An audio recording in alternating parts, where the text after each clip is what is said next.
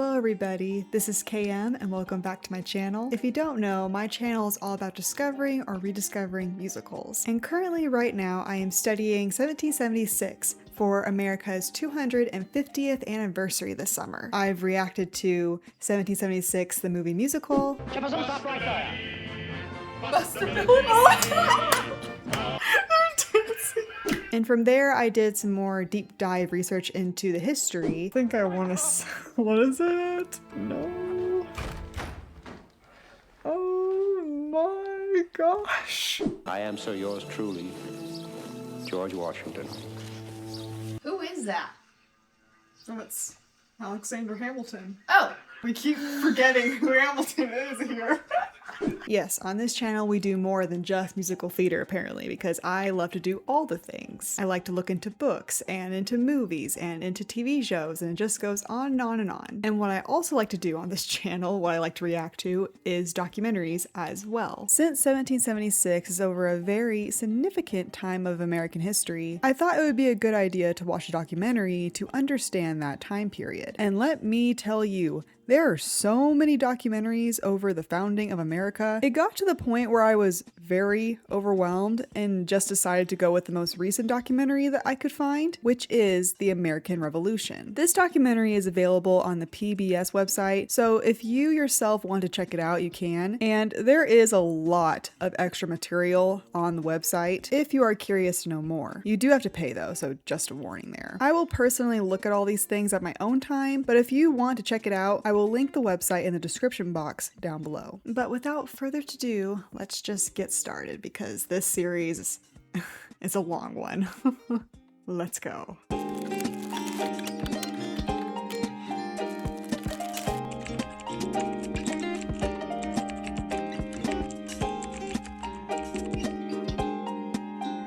Episode 1, In Order to Be Free. The celebrated scientist and writer Benjamin Franklin proposed that the British colonies form a similar union. He printed a cartoon of a snake. Hey, there's that snake. I remember that snake. A few weeks later at Albany, New York, Franklin and other delegates from 7 colonies agreed to his plan of union. Huh, so he was the one that started all that. 20 years later, Join or Die would be a rallying cry in the most consequential revolution in history. 20 years? Golly, that's a long time. It was also a savage civil war that pitted brother against brother, neighbor against neighbor, American against American. Because some Americans were okay with being a part of the British government while others wanted independence.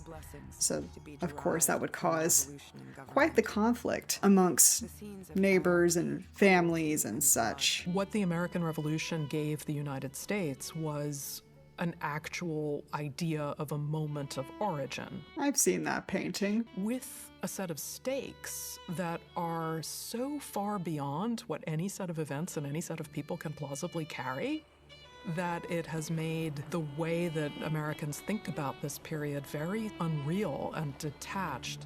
That's true because, man, a lot of things that I hear, even just this summer doing a lot of my own research off camera, so many of the things that I've looked into, it's like, wow, these men did something so just insane. It's almost unbelievable, but it did happen. In 1754, to solidify Britain's claim, the Royal Colony of Virginia dispatched militia.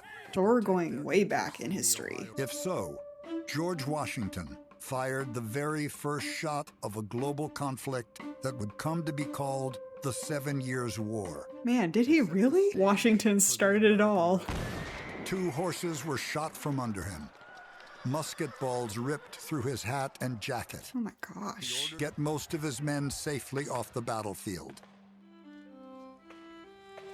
Washington learned 2 valuable lessons. Man, he got lucky. And there was no shame in retreating if you could live to fight another day. That is true. And returned to his plantation at Mount Vernon, filled with resentment at how the British had treated him. Huh. So everything with Washington started very, very early on in his life. When Washington is told that he didn't get a commission, he doesn't think that means he's inferior. He thinks that means the British are really stupid.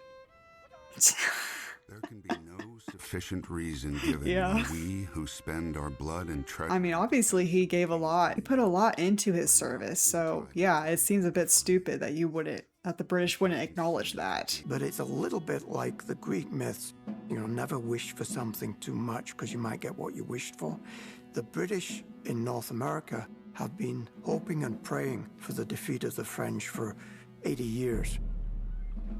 And now they're victorious.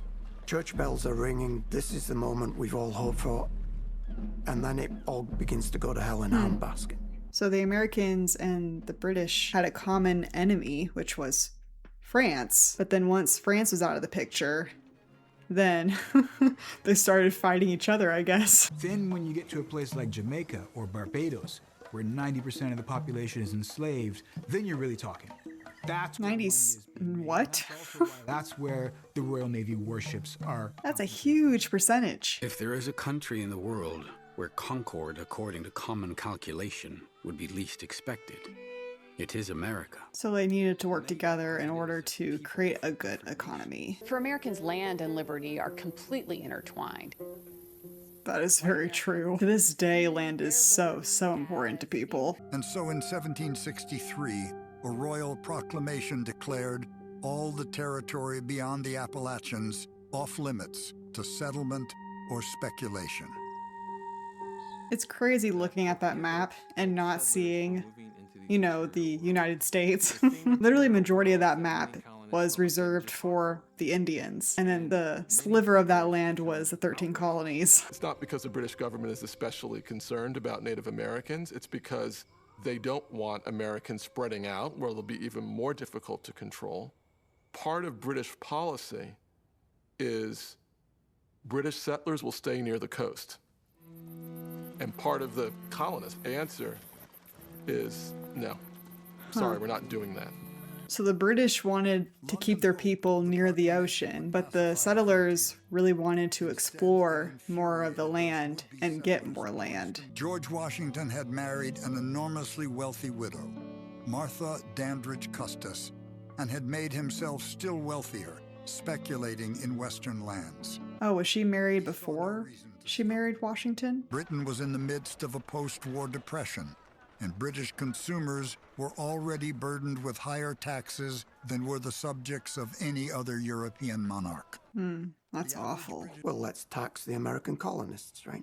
They should pay their share because, after all, we fought the war for them, and this is to defend them. Of course. Why not? Let's just punish everybody for our mistakes. The fear was, if we give in to this precedent, if we pay this small stamp tax now, what will they do in the future? In the Virginia House of Burgesses, Patrick Henry introduced a failure as a brewer and as a collector of local taxes. Adams was a master of propaganda. His mission, he once explained, I did see some of that from the John Adams TV show that I reacted to. It became very common to discuss how you govern people and how people are free. These ideas had filtered into the general population. It's important to be educated. By the time the Stamp Act was supposed to go into effect, none of the 13 colonies had an official in place willing to enforce it. Good job. It's really good. Wow. In the colonial world, in the European world, democracy had a bad name.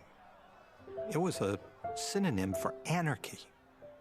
It had a reputation as being turbulent, as a system exploited by ruthless politicians called demagogues, people who pandered to the passions of common people in order to whip them up and get them to do passionate things and to get government to serve them and to prey upon the property of more wealthy people.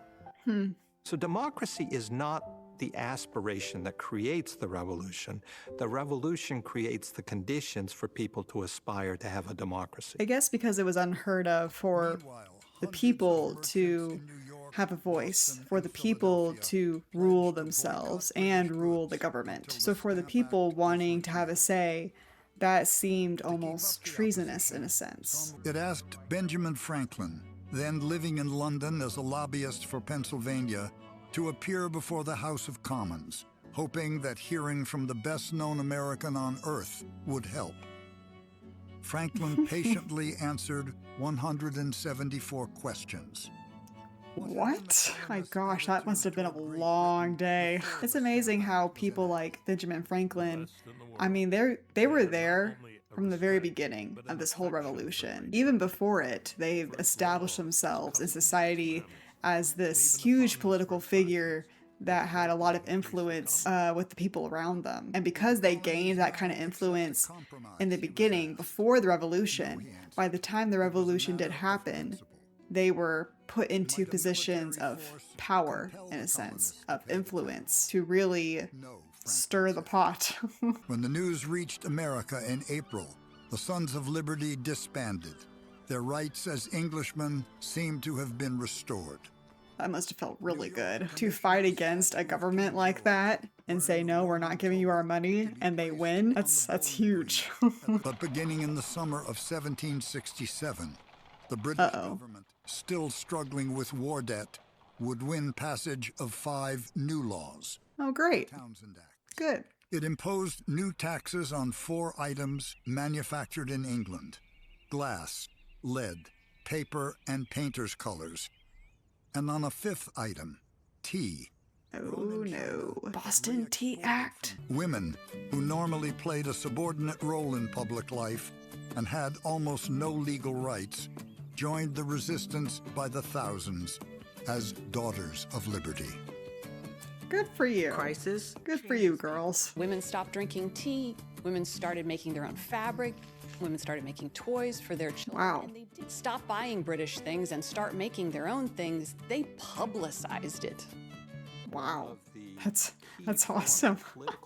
To invite the women of the community to come down to the church and to spend the day spinning and weaving cloth. And it would be a competition to see which community could produce the most homespun. It would be published in the newspaper. The women are like, heck with you guys, I'm gonna make my own clothes. The political philosopher and historian Mercy Otis Warren would publish plays and poems that satirized royal officials with names like Judge Meagher and Sir Spendall. No woman played a more important role in promoting resistance. Creating art, like plays, for example, can really inspire the public to do something. I mean, people sometimes really downplay what art can truly do, how art can change the world, change people's mindsets, cause them to act or speak, just to have a voice. Like, it's powerful what art can do, what art can inspire people to do. It's one of the reasons why I love musical theater so much, why I decided to have my channel revolve around musical theater, because musical theater is an art form that really inspires me, really causes me to feel and to act and to just want to do something. I was born in Boston, in America, in the year 1760. In the time I was at school, the Troubles began to come on, and I was told the day of judgment was near at hand, and the moon would turn into blood and the world would be set on fire. Even all the way back then, Christians of all denominations would say something like that. It's just Protestants, Catholics, I mean, golly, no matter where you are in the timeline, Christians just always assume the end times are near. I mean, technically they're not wrong. Every day you get closer to the end times, you are closer to the end times. But they think that the end times are now because of whatever hardships are going on in their world. Some indiscretion on the part of Boston's warmer people, or of the soldiery, may occasion a tumult. And if blood is once drawn, there is no foreseeing how far the mischief may spread. So they didn't respect the place they were living in. They just caused chaos and mayhem and disrespected the people around them. It doesn't matter if you're in a place of authority, you should always be respecting the people around you, whether they're higher than you or lower than you. Paul Revere creates... I know that picture. In 1772, events beyond Boston gave Adams the ammunition he needed to spread his radical message throughout the colonies. Yeah, that's true. He saw that situation and ran with it. Let not the iron hand of tyranny ravish our laws and seize the badge of freedom. Is it not high time for the people of this country explicitly to declare whether they will be freemen or slaves? Samuel Adams. I wish people had this kind of fiery spirit, men and women, because golly, just what a lot of these people were willing to sacrifice for their freedom is astounding. It's incredible. Phyllis Wheatley, who was stolen from Senegambia in West Africa and taken to Massachusetts as a young girl, was renamed. Oh, it's terrible. In Boston, the Wheatleys saw to her education, and as a teenager, still enslaved, her poems on various subjects, religious and moral, won favor on both sides of the Atlantic. Good for her. After all of that, I can't imagine the amount of trauma. Oh my gosh. Like, to go through all of that as a little girl, to be taken from your home, kidnapped, and shipped to another country, and then sold to a fan, like, awful. Nightmare. Just an absolute nightmare. Part of what happens in the years before the American War is that liberties are kind of broken out of a national context. These are not English liberties. These are transcendent liberties. These are liberties that all individuals have by the nature of being human. It's crazy to think that one human could own another and treat them that poorly, and like, it's awful. Like, why? How could someone think that way? How can someone think it's okay to own someone else and force them to do egregious things? It's just, I can't even fathom to have that kind of just think that's okay. Like, ugh. John Adams wrote that immediate resistance was necessary because of its attack upon a fundamental principle of the British Constitution. No American had consented to the tea tax. Therefore, no American need pay it. Government-appointed tea agents were to be persuaded. All crudely disguised as Native Americans, climbed into boats and headed for the ships. They dress like Indians, kinda. It's an expression of what it is to be American. By being an Indian? Part of this continent, and you're drawing a really bright line between yourself and the mother country. I guess that makes sense. This is an assault on the property of the East India Company, and it's an assault upon the pride and the power of Parliament. So it's a very big deal. Protesting taxes is one thing, destroying private property is a whole nother thing. They crossed a line. In Manhattan, the king had grown so unpopular in some quarters that royal officials thought it prudent to surround his statue with an iron fence.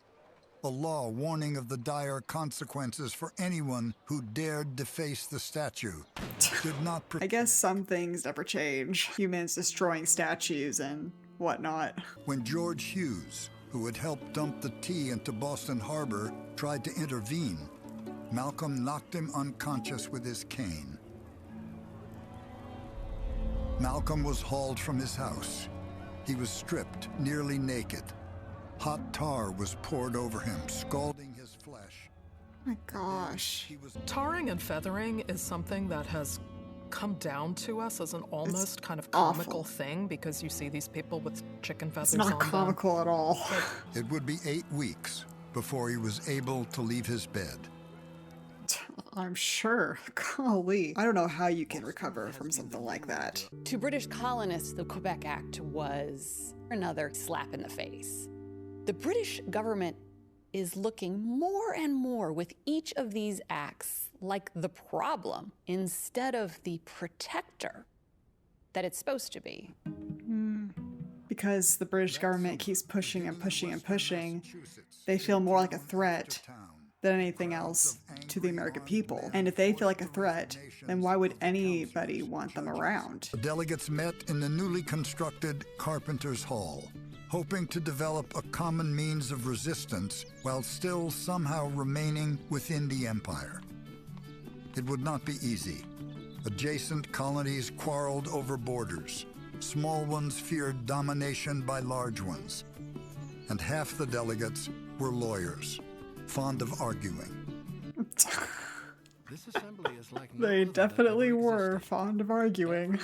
What better way to figure out America's independence but bring a bunch of lawyers together to debate and argue? It's crazy that even though they're all from the same country in a sense, all their backgrounds are so vastly different from each other. Like, there's a lot of diversity when it comes to their backgrounds, their personalities, their beliefs and values. Like, there's a lot of diversity when it comes to character and thinking. So no wonder people thought they wouldn't get anything done, because they were all so different. They all thought so differently from each other. To be a loyalist didn't mean that you were evil. It just meant that you felt a great sense of loyalty to the country that had made the prosperity that was the American colonies at this point possible.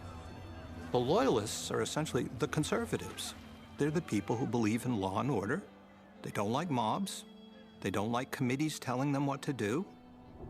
They don't see King George III as a tyrant. They're not bad guys. They just have a different point of view on their king, on their government, on the country that helped America become America. It's why I say in past videos that I don't believe these men were good or bad, is because of that. It's because they just genuinely have such different points of view, and who are you to say if they are wrong for thinking that way? They have a legitimate reason why they think that way. Late on the evening of April 18th, 1775, 700... The British are coming.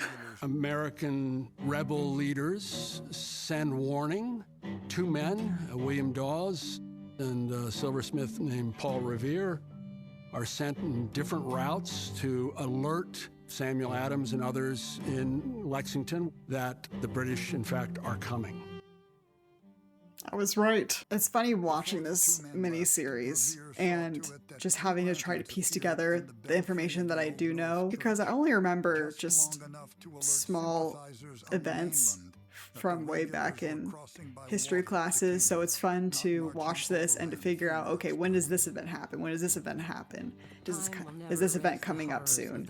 Just trying to figure that out as the show's going on is fun. The fact that the British have fired on their own people, which is how it's viewed by the Americans, causes an outrage that takes it to a new level in terms of resistance, a feeling that they're killing us. They felt very, very betrayed. Suddenly, without orders, a redcoat fired his musket.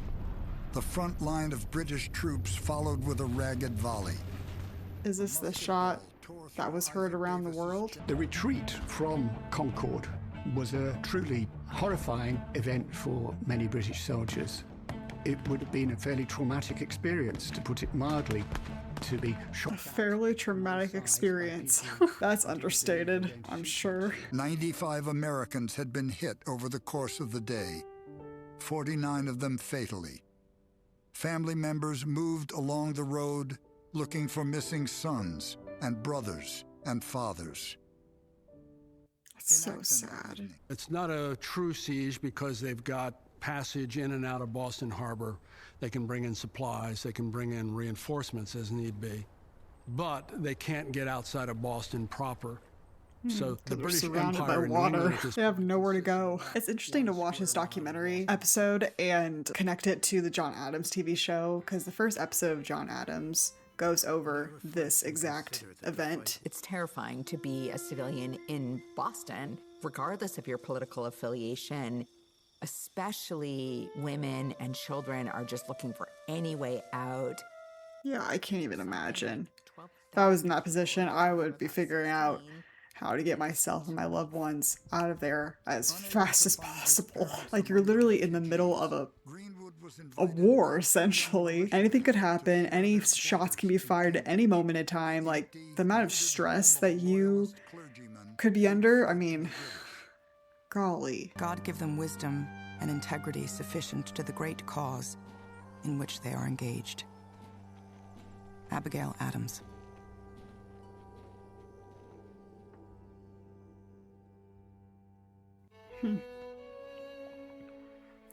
Good first episode. I do like it that so far everything seems to be factual. There doesn't seem to be any kind of opinion or agenda or anything like that in this documentary. They're just telling the story how it is. They're just telling history how it was and trying to visually show that to the best of their abilities. That's what I want from a documentary. So far I'm pleased by that. I do wish there was some text to show the passage of time, because they'll say like, now it's May 1754 and yada yada yada. But maybe I accidentally mishear that, and so then I'm like, wait, what year are we in? What month are we on? Like, so I wish there was some text to go along with this series, but first episode, pretty good. On to the next one. Episode 2, An Asylum for Mankind. Able but arrogant, sensitive to slights, he would become one of the most important commanders of the American Revolution. His name was Benedict Arnold. Okay, I don't recognize that name, I'm sorry. I'm terrible with names. Now, rebel is a term that the British will use and the Loyalists will use to apply to the people who call themselves the Patriots.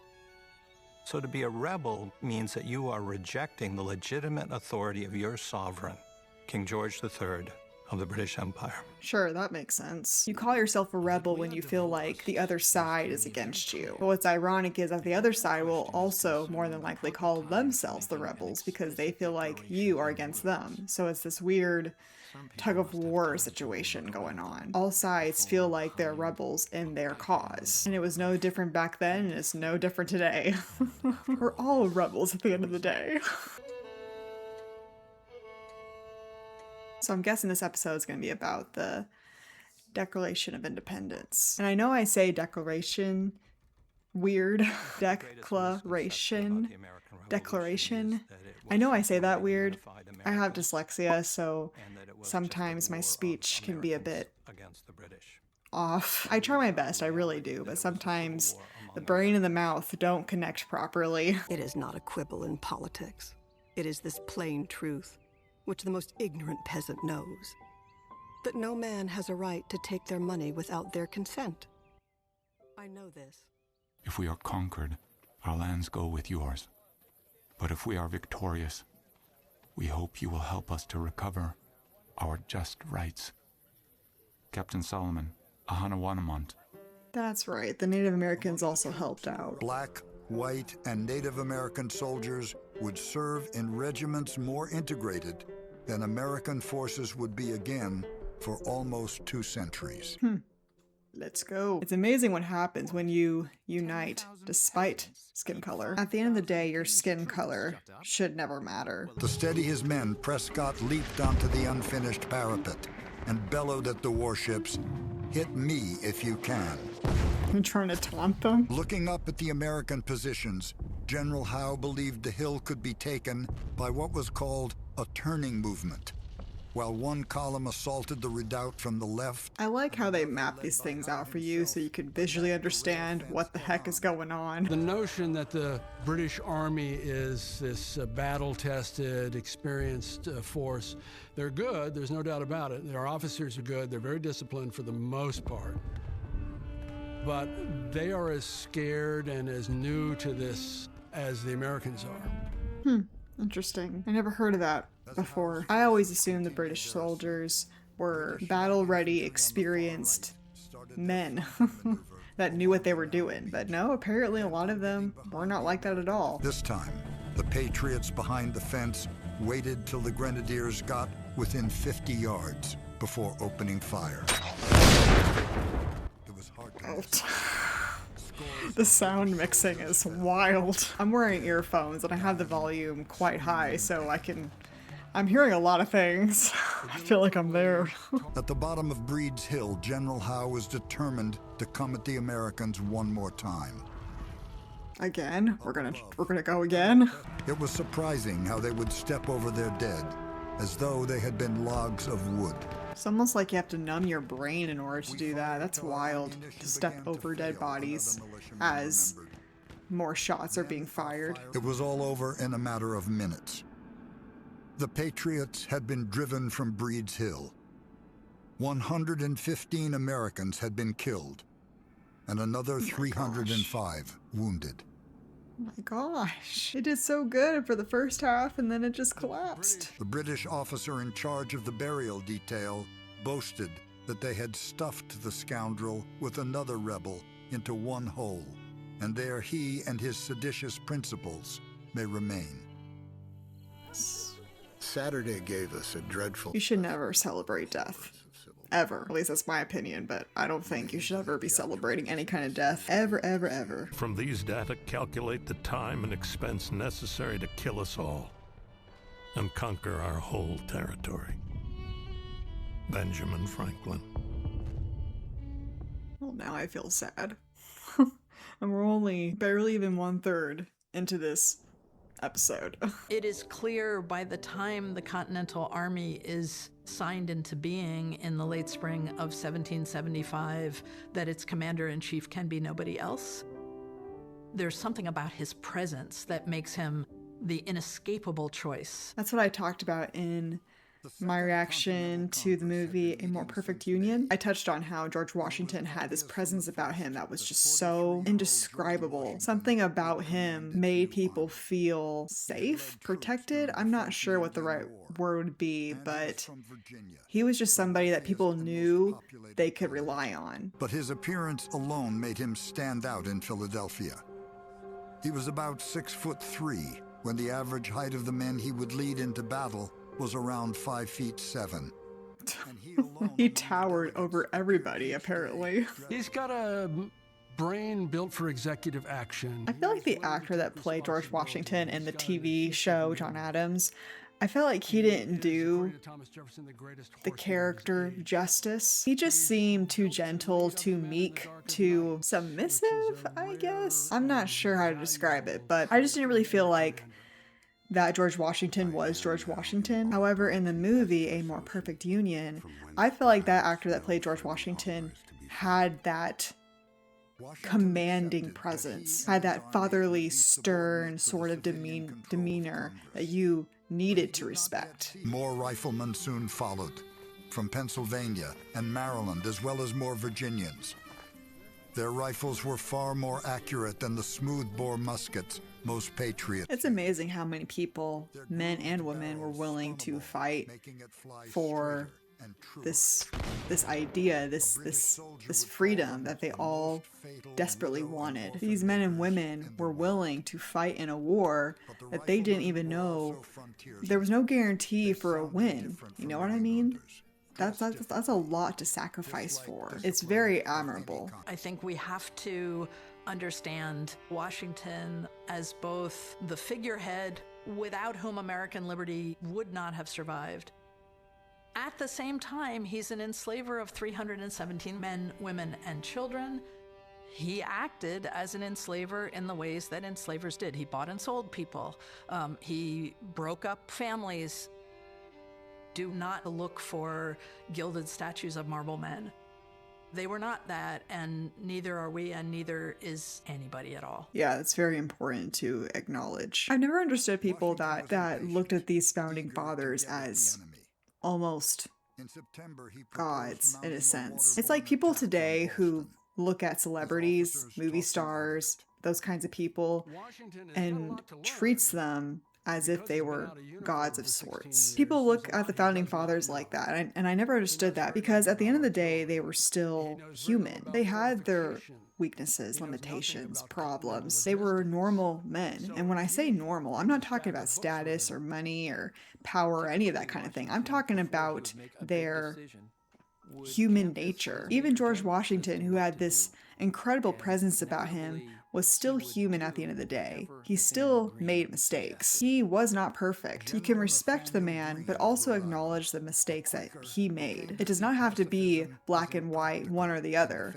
It can't be. However, you also can't just condemn all these men and just say like, oh, well, they're evil because of X, Y, and Z. It's like, yeah, but I'm sure you also have your X, Y, and Z too, right? If you're going to cast a stone, look at yourself first before you throw it. So you can do both things. You can respect the people for what they've done, but you can also acknowledge some of the things that were not great. Cannonade went on for more than 7 hours, firing more than 3,000 rounds of shot and hollow balls filled with combustible material. Oh, gosh. In mid-afternoon, landing parties rowed ashore.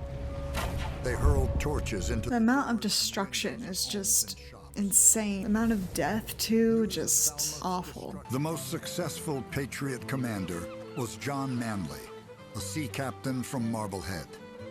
He managed to seize 7 British vessels before the end of the year. They say all these people's names, and unfortunately, I don't remember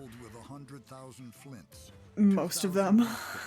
And I feel pretty bad about that. I feel like I should know each and every one of these individuals that this documentary is talking about, but I do not. It's unfortunate. It sucks too, because I was such a history nerd in high school, so it makes me feel sad that I don't remember a lot of this time period. One morning, not long after he had moved in, he noticed a 6-year-old African-American named Darby Vassell swinging on the gate.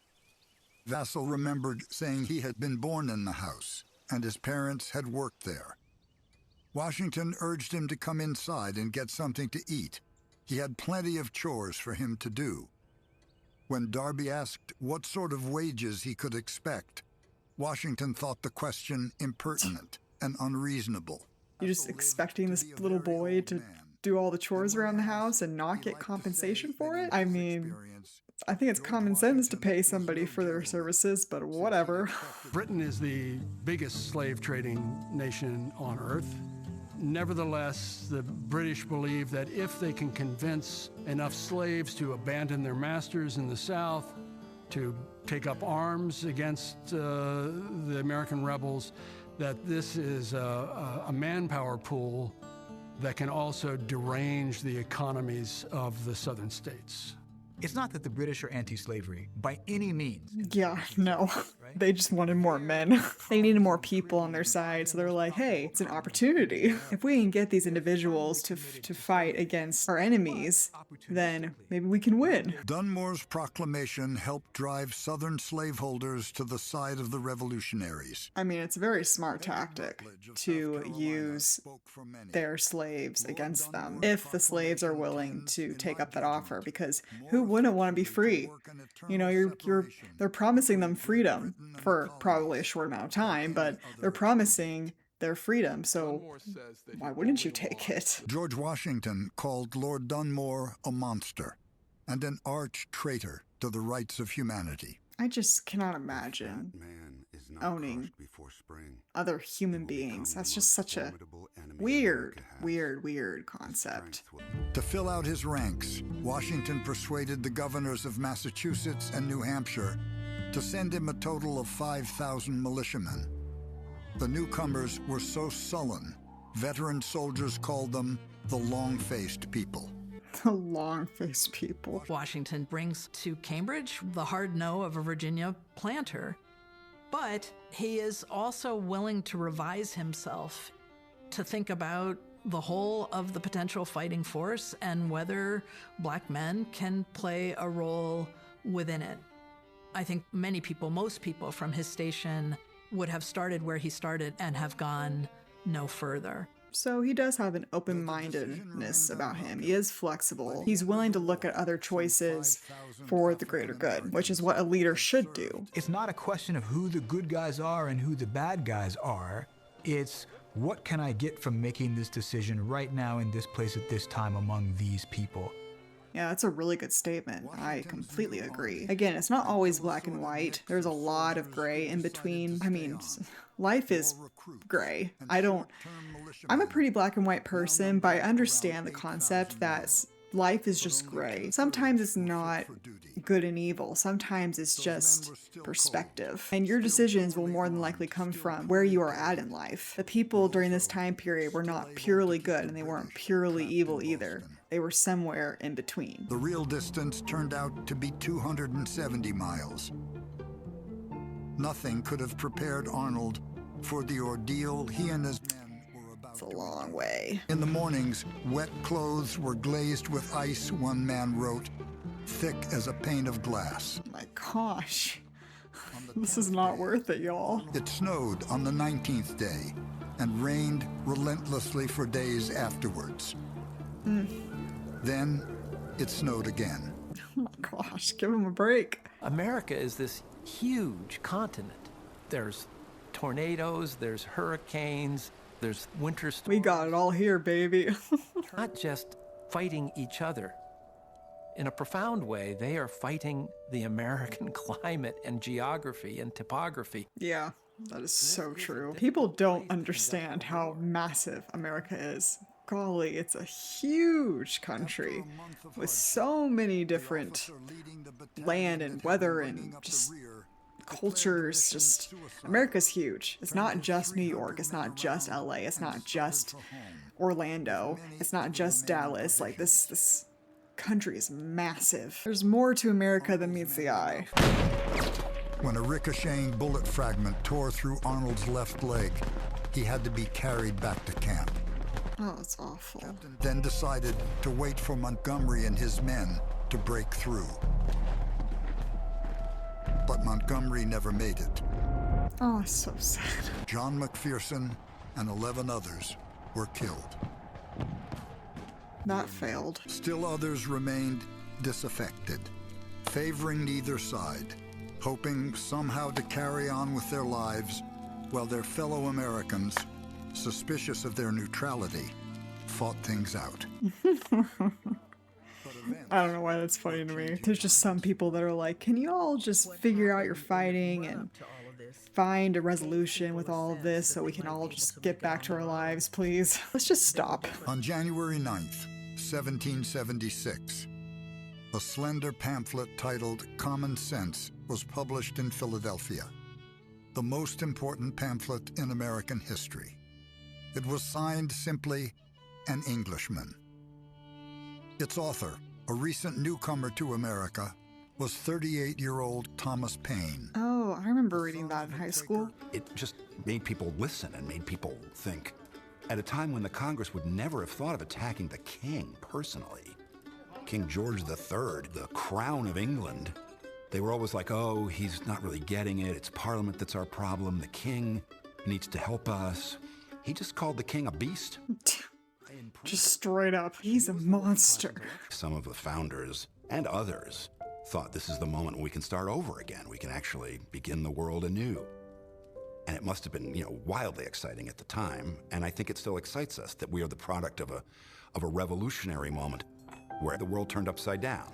And the world turned upside down. I have made 42 exceeding strong sleds and have provided 80 yoke of oxen to drag them as far as Springfield, where I shall get fresh cattle to carry them to camp.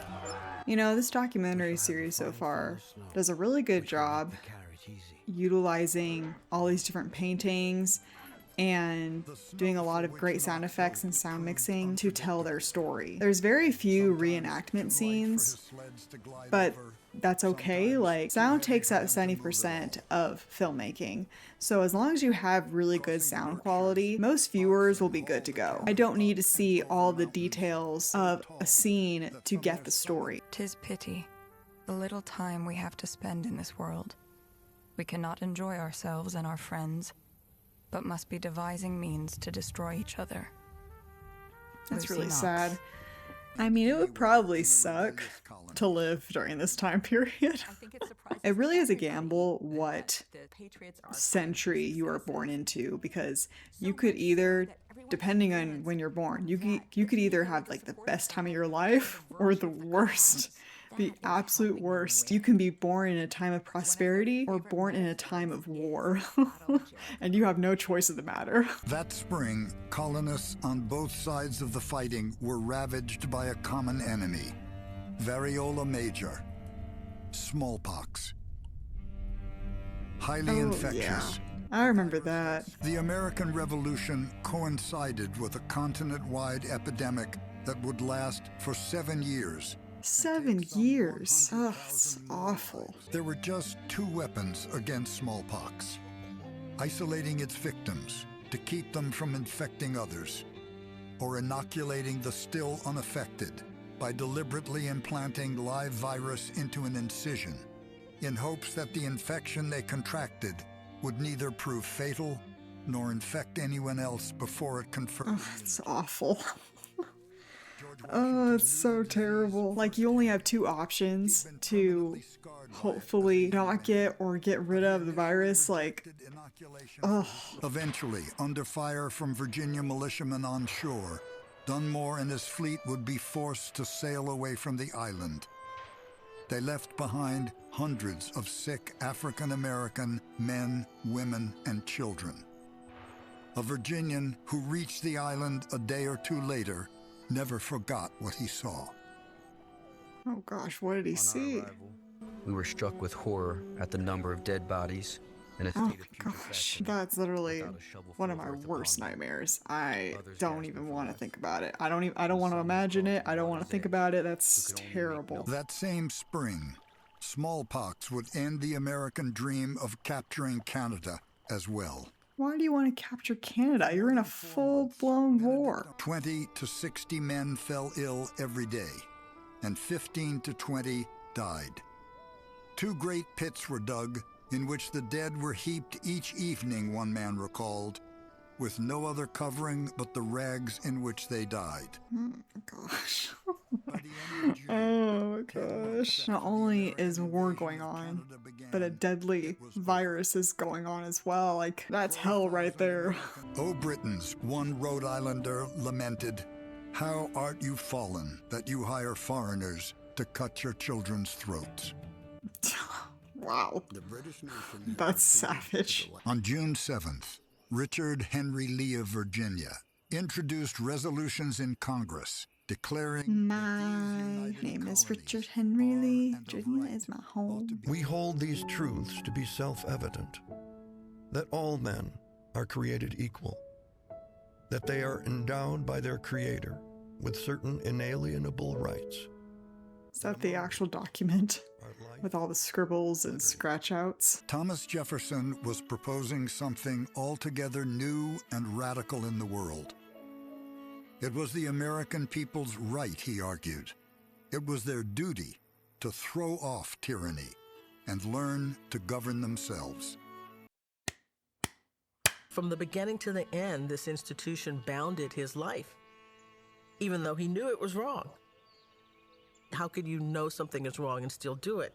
Well, that is the human question for all of us. Very true. Again, before you throw that stone, look at yourself first. It is hypocritical to point the finger at another person when you have your own problems. When Rhode Island delegate Stephen Hopkins, who had palsy, signed the document, he is said to have remarked, "My hand trembles, but my heart does not."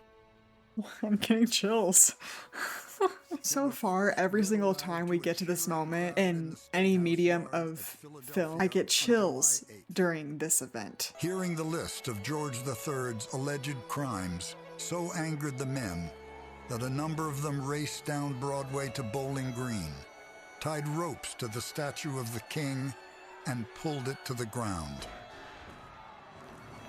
Pieces of the shattered statue were dispatched by wagon to Litchfield, Connecticut, where patriots melted the gilded lead into bullets. Wow, that is the definition of savage. They melt a statue of you and turn it into bullets to shoot at your own men. That's crazy. And we are going to push every lever we had to be able to make this democracy real and to make these visions, these values real, rather than hypocritical. Yeah, it's just gonna take a couple hundred years to get there. Maybe more than a couple hundred. We hold, they say, these truths to be self-evident, that all men are created equal. Every plowman knows that they are not created equal. And the king had sent a great fleet to New York with thousands of troops to prevent that from ever happening. Yeah, I don't think that worked out very well for King George. It's incredible how long these episodes are, because each one's almost or is 2 hours long, but the episodes are pretty entertaining. They don't feel too long, if that makes sense. I guess if you're somebody that doesn't like history, these episodes would feel like they drag on and on and on, but as someone who likes history, I'm enjoying it so far. Episode 3, The times that try men's souls. And as that revolution spread throughout the colonies, thousands of Americans, patriots and loyalists alike, would be driven from their homes. That's so sad. Since Lucy made her appearance just after the Declaration, Betsy recalled, their father called her his only independent child. That's funny. Both the British and the Americans had considered New York and the farming communities that bordered it to be loyalist strongholds. For weeks, patriots had prowled the streets, roughing up loyalists. Why? Why are we trying to beat up our neighbors just because they have different political views? And imprisoned in an abandoned copper mine, 70 feet below the earth. 70 feet? Troops are daily coming in. They break open the houses they find shut up to quarter themselves. Necessity knows no law. Well, yeah, if you cause people to feel like they can't voice their opinions without being ridiculed or beat up or whatever, then of course people are going to leave or hide or just shut up completely so they don't get killed for their own points of view. When we really take a look at what these regiments were like, we see a lot of individuals who are not carrying arms, including women, including children, including servants, medical personnel, chaplains, and there are all kinds of individuals there that are essential parts of these armies, that are doing essential labor, without whom I think the army couldn't operate. Yeah, people in war, people usually just think about the soldiers, commanders, officers, captains. Like, people just think of the actual men and women fighting with guns or swords or whatever, right? But it's not just those people that are in war, it's also the people that are working behind the scenes, or sometimes literally on the field. Chaplains, nurses, sometimes even just normal civilians who just want to help out. Those people should also be commended for, respected, and acknowledged. Within the fort, Patriot Colonel William Moultrie ordered his men to distress the enemy in every shape to the utmost of your powers. They did. They had just 31 guns, but they proved deadly accurate. Only 31? Blowing sailors and sea captains apart. The British flagship alone was hit 70 times.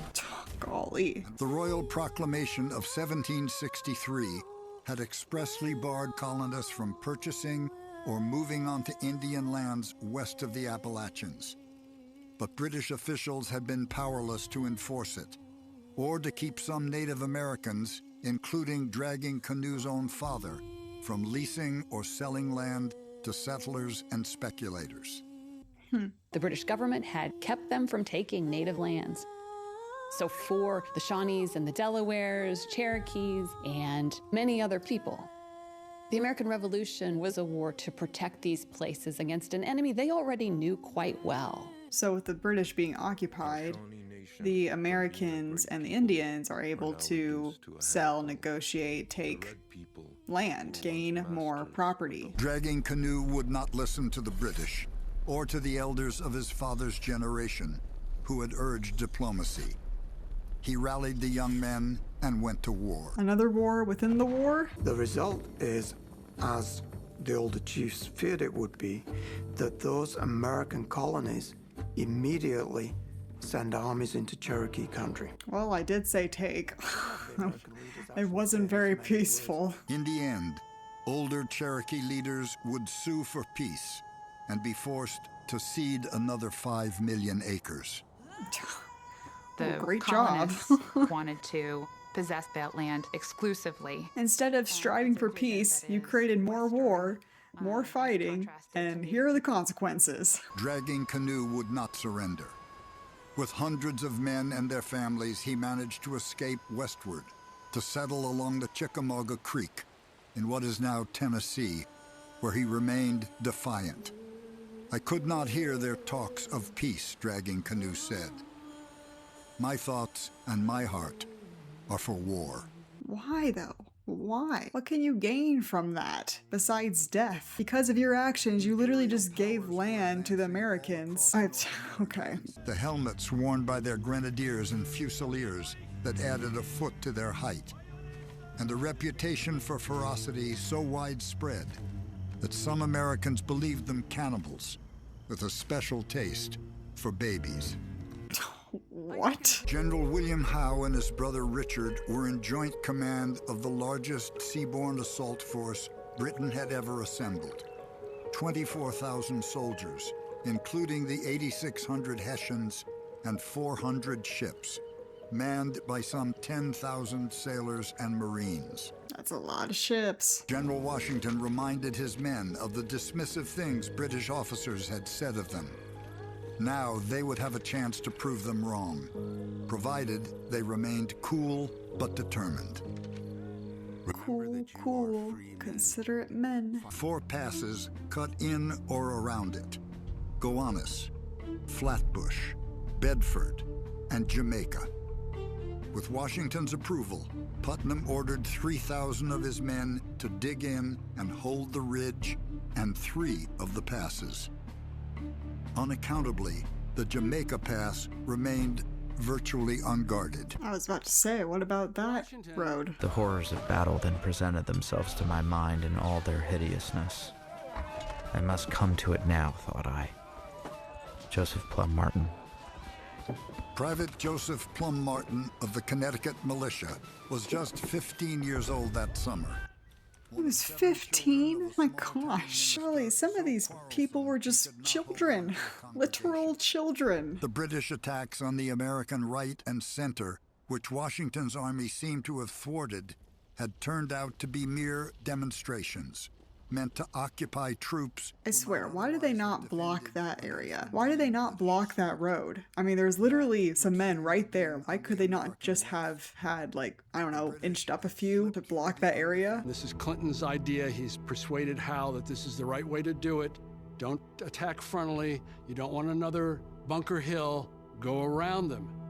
So he leads the better part of 10,000 men in the dark of night, very quietly, as quiet as 10,000 men pulling artillery guns with horses can be. Yeah, define quiet. General Clinton ordered 2 guns fired in quick succession, a signal for British troops besieging the American right and center to move forward simultaneously. Oh my gosh, quite the ambush. But as they struggled to do so, Hessian Grenadiers and Highland Scots swarmed up and over the Gowanus Heights, firing and bayoneting as they came.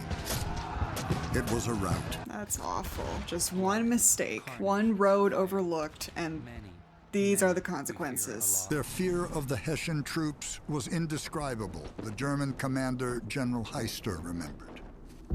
When they caught only a glimpse of us, they surrendered immediately and begged on their knees for their lives. I am surprised that the British troops have achieved so little against these people. Because you only had like one battle so far. He urged his men to retreat to the village of Brooklyn, across the tidal marshes that flanked Gowanus Creek. Such as could swim got across. Those that could not swim sunk. The British were pouring the canister and grape shot upon the Americans like a shower of hail. Gosh, it's awful. Ugh. Washington watched this final carnage through his spyglass. He could see all that from where he was? Washington is heartbroken because he recognized. I'm heartbroken just hearing that. I cannot imagine seeing that in real time. We were strictly enjoined not to speak or even cough. All orders were communicated in whispers. What if you accidentally sneeze? And then an even more providential fog rolls in, and it obscures what's happening. Oh, was this the miracle I was talking about in my reaction? I think it was to 1776. I talked about a miracle that I thought happened with George Washington and his army. They see the last of the boats disappearing across the river in the traces of fog. They fire a few shots pointlessly at this retreating gaggle, including Washington, one of the last boats. And the Americans escape to Manhattan Island and get away to fight another day. Yeah, I think this was the miracle I was talking about. It had been a devastating defeat for George Washington and the Patriot cause. But his army was still alive. I mean, that's all that matters, right? Being alive is pretty good, I would say. Women acted as spies, and a handful disguised themselves and fought as men until they were found out. Wow, that's impressive. The men say we have no business with political matters. It is not in our sphere. But I won't have it thought that we are capable of nothing more than minding the dairy, visiting the poultry house, and all such domestic concerns. Our thoughts can soar aloft. We can form conceptions of things of higher nature. Eliza Wilkinson. Women worked just as hard as men. Maybe not in exactly the same ways, but women sacrificed just as much to make this whole situation work. Slave rebellions were usually unsuccessful. So you wonder, why would you fight? Slavery was so incredibly horrifying. It was a regime of terror, right? That was very, very difficult to withstand. You would do everything in your power to get out of that kind of situation. Whether you live or die, doesn't matter. Living is already pretty bad, so might as well try, and if you die, well, it's not any worse than being a slave. At 11 o'clock in the morning, on September 15th, they opened fire. Hello. The sound in this TV show is really good. It's just loud sometimes. Among them, Hessians who bayoneted several wounded Americans and mutilated the dead. Ew, why? Once the Continental Army is driven out, the Patriots don't want to stick around, and they tend to go too. Meanwhile, the Loyalists come into the city. People stream in from the countryside to take shelter, and the city becomes this kind of garrison town. Great. Tell me how you really feel. By signing a document they called their Declaration of Dependence. Of dependence? How clever. Over the course of the war, as many as 50,000 Americans volunteered to serve in Loyalist militia companies or in 50,000? That's a lot of people. Everyone knew someone who fought for the other side. Even Benjamin Franklin's son William, the deposed royal governor of New Jersey. Oh, yeah. A lot is riding on George Washington's performance, not only in the battlefield, but in his relationship with Congress, in his relationship with the states, in his relationship with his soldiers. Yeah, it's a lot of pressure. He has to project dignity. He has to project authority. He has to also do this while projecting deference to Congress. He cannot become a dictator. Can you imagine having to juggle all of that while a war is going on? That is so much. I cannot imagine the amount of pressure that was on his shoulders. Congress debated draft articles for weeks on the first floor of the Pennsylvania State House, where they had just declared independence in July. I was about to say, didn't you all just agree on an historical document, and now you can't agree on the Articles of Confederation now? People were committed to using the revolution to make it a real social revolution, a real economic revolution, and get free working people, us men, white men, a say in government, which was a radical idea at the time. John Adams wasn't for that. When John Adams read that Constitution, his response was, quote, "Good God." That's it. He was so speechless, he only said 2 words. Do not put such unlimited power into the hands of the husbands. Remember, all men would be tyrants if they could. If particular care and attention is not paid to the ladies, we are determined to foment a rebellion and will not hold ourselves bound by any laws in which we have no voice or representation. Well, women can be tyrants too, though. Not just men. Women will demand a vote. Lads from 12 to 21 will think their rights not enough attended to. It is crazy that for the majority of history, women had such very little agency to do what they wanted to do. They couldn't do anything or be anything. They just did what they were told. Now that the Americans had seen how futile it was to defy British regulars, they would surely come to their senses and sue for peace. Not all English. Yeah, I'm sure they thought that. You wish. The smallpox threat was lifting, but thousands still suffered from other diseases. Lovely. Just can't win here. But at 7 o'clock, while fog covered the lake and Carleton and his officers were dining below deck, Arnold formed his battered ships into a single line. Why are they dining? You're in the middle of a battle. To glide slowly past the British squadron. When Carleton finally caught up with... This is the second time Americans have sneaked off. With little to do, soldiers on both sides went into the surrounding countryside, where they plundered homes, terrified civilians, and then burned their houses to cover up their crimes. Why? Why are we involving innocent civilians? The Hessian and the American generals all worry about that. Washington worries about that. His men plunder, and he's like, can you stop? Please don't do this. You're alienating the people. Yeah, idiots. Margaret Corbin, a Pennsylvania artilleryman's wife, was standing near her husband when he was mortally wounded. Oh my gosh. And kept up such deadly fire that her position became a target for Hessian guns. Grape shot eventually hit her jaw and breast and rendered her left arm useless.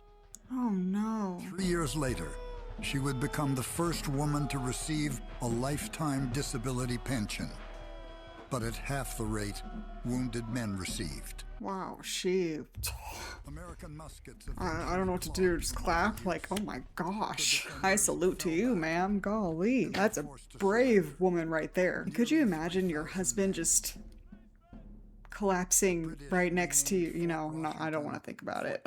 The amount of emotional, mental, and physical pain that woman had to go through, she just deserves all the applause, all the respect. Oh my gosh. From Howe's vantage point, there was no need for another major battle. The rebel army was shrinking daily.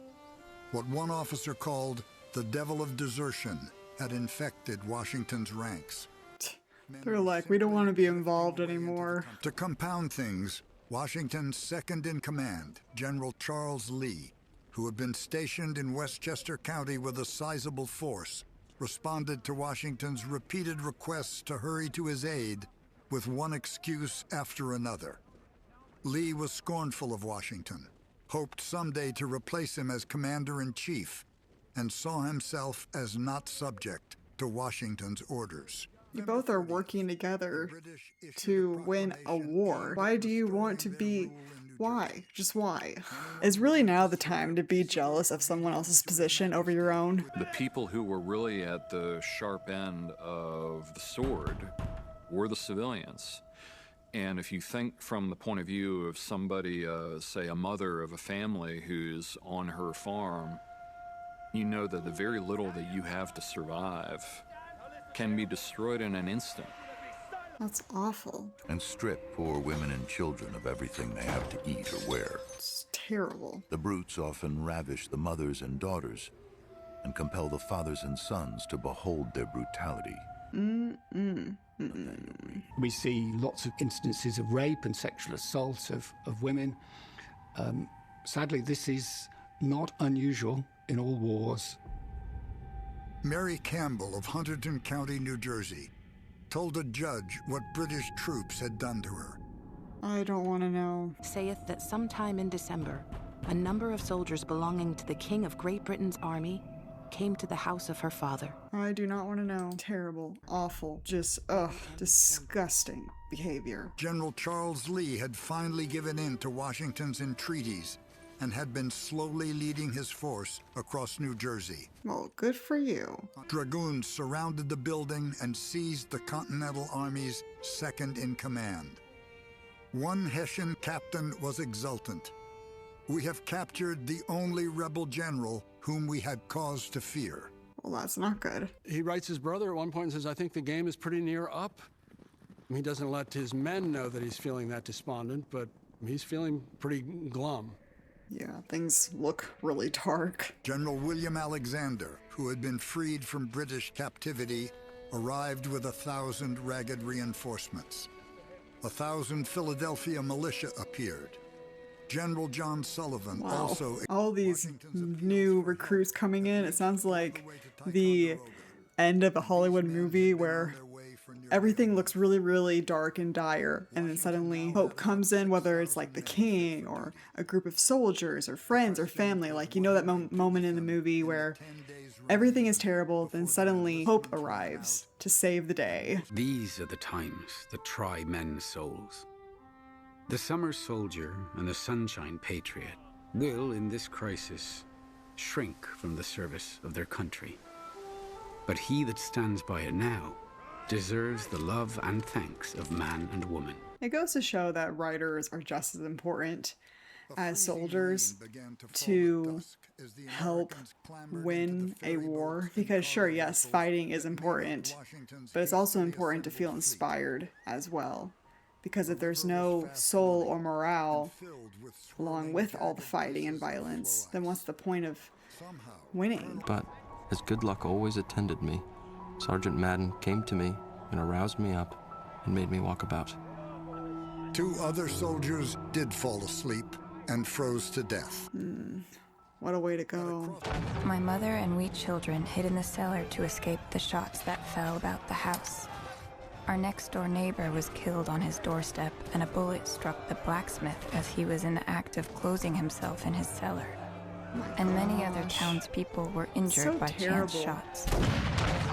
All these poor civilians, they're just minding their own business, living their lives, or trying to live their lives, and then you have this war just hit your town, and now you have to go hide and hope you don't get killed. Like, it's terrible. It was all over in less than 45 minutes. Well, that's good. Perhaps a quarter of the 23,000 Hessian soldiers who survived the war would choose to stay on afterwards and become citizens of the new nation they'd fought against creating. You're like, please don't send me back to that government. They sent me here to die. Can I just stay here? The Continental Regiments for New England, his most disciplined, most seasoned soldiers, were all planning to go home in just 5 days, leaving him with 1,400 men, with which to face what he feared would be a swift reprisal from the enemy. 1,400 men? My gosh. He praised his men for their courage, one sergeant recalled, and in the most affectionate manner entreated us to stay. But when he finished, and the drums beat for volunteers, not a single man stepped forward. Washington. This time, the sergeant remembered, the soldiers felt the force of the appeal. One said to another, "I will remain if you will." A few stepped forward, and their example was immediately followed by nearly all who were fit for duty. So he just needed to have a second speech ready, just in case. Give them a little bit more encouragement. Thanks to the sacrifices he and his fellow soldiers had made, and the victory they had won, when no victory had seemed possible.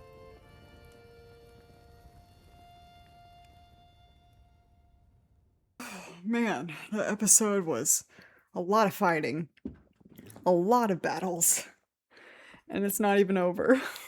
I still have 3 more episodes to go. The next day. Okay, day 2. Let's go. Episode 4, Conquer by a Drawn Game.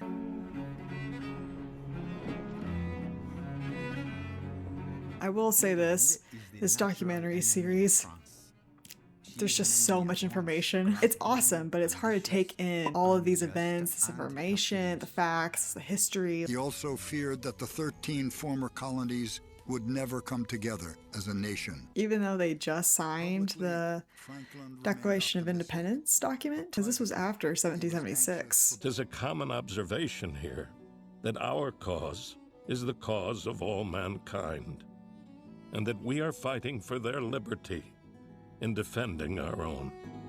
It's amazing how much activity happened within this 1 decade or 2. Like, it's incredible. They possess some of the requisites for making good troops, such as extreme cunning, great industry, and a spirit of enterprise upon any advantage. Though it was once the fashion of this army to treat them in the most contemptible light, they are now become a formidable army. Lieutenant William Harcourt. They have some of America's songs in the background. You can hear them off and on throughout the series so far, and that's a nice touch. Gives you that patriotic feeling. His men began to fall back. Washington once again galloped to the front. ignoring the bullets flying all about him, exhorting his men to stand and fight. Sounds like a Hollywood movie where just shots are firing in slow motion, but instead of going towards George Washington and hitting him, they just go around him. That's what I'm imagining in my head right now. 70 Americans had been killed or wounded in the Battle of Princeton, but the enemy had lost another 450. 450, oh my gosh. That's so much death, so much death. Most of the troops who had offered to stay after Trenton went home as soon as their re-enlistment was up. By the end of January, Washington had fewer than 3,000 Continentals in his camp. My gosh, so few. When patriotic speeches and free rum failed to attract enough recruits, some states instituted drafts. Names were drawn from a hat.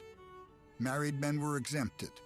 Propertied draftees wanting to avoid service could hire substitutes at fees to be negotiated with their replacements. Man, isn't that nerve-wracking? Like, the idea that you might be drafted for war just by your name being picked up inside of a hat, like, I would be absolutely terrified. To escape persecution and fight for his king, the Vermont loyalist John Peters had fled to Canada in 1776, leaving behind his wife Anne and their 6 children. After his defection, Patriot seized his home and evicted his family. That's awful, on all accounts. The smallpox has made such headway in every quarter that I find it impossible to keep it from spreading. The smallpox is still around? Oh my gosh. I have determined not only to inoculate all the troops now here that had not had smallpox, but shall order the doctors to inoculate the recruits as fast as they come in. It's a really risky position to be in, and a very risky decision to make. You're in war, but smallpox is happening. Like, what can you do in that situation to make sure that you could still fight, but also not get smallpox, not get sick? On June 20th, 1777, Burgoyne's enormous army began moving south on Lake Champlain. Scores of birch bark canoes paddled by Native Americans came first. I don't think I realized how much the Native Americans were involved in this war. For some reason in my head, I thought they were just minding their own business. Many of our party retreated into the woods. I made shelter for myself and discharged my piece. But before I had time to reload it, I received a musket ball in the small of my back. Gosh. Though in great pain, Ebenezer Fletcher decided to escape.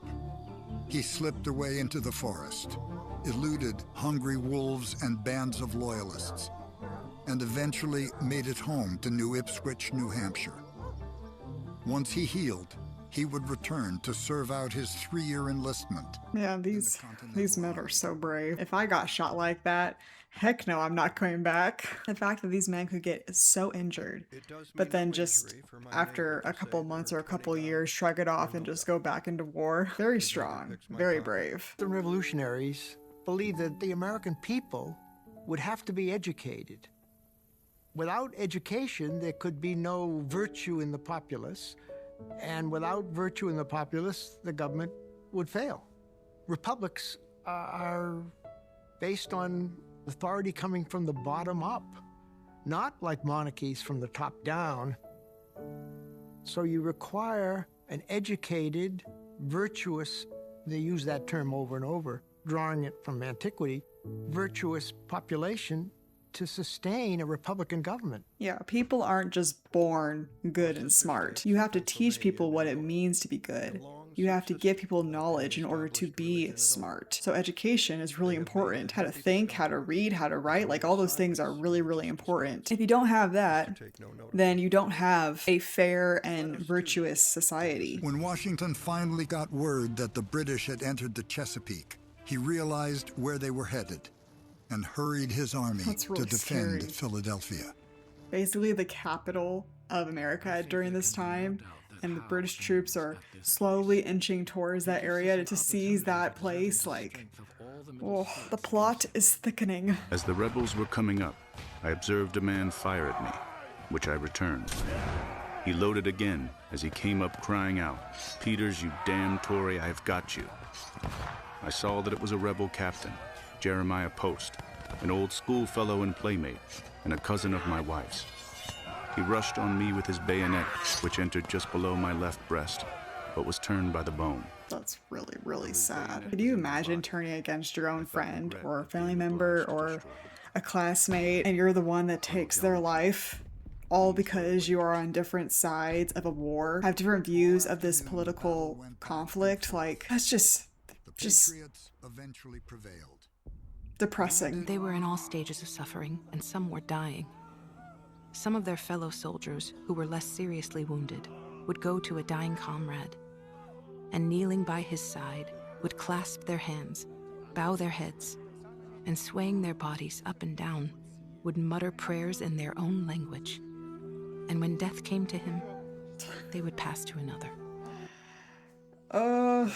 War sucks. So sad. I know I keep saying that over and over again, but truly, like, war's not a happy thing. It's not a fun thing. It's not, you know, it's devastating. It's a devastating thing to experience or go through or even just to watch. Like, it's just so sad that our history is so full of war and death and suffering and despair. It's just, life sucks. Life sucks so much. And you can only pray that you don't go through what these men and women had to go through. During a short meeting devoted mostly to fiscal matters, the Continental Congress had called for a new flag to represent their new... I was about to say, when are we going to get the American flag, like the official American flag? Although artists often included the stars and stripes in their post-war romantic renderings of revolutionary events, it is not known ever actually to have been flown by the Continental Army above a battlefield. Nor does anyone know who made the first one.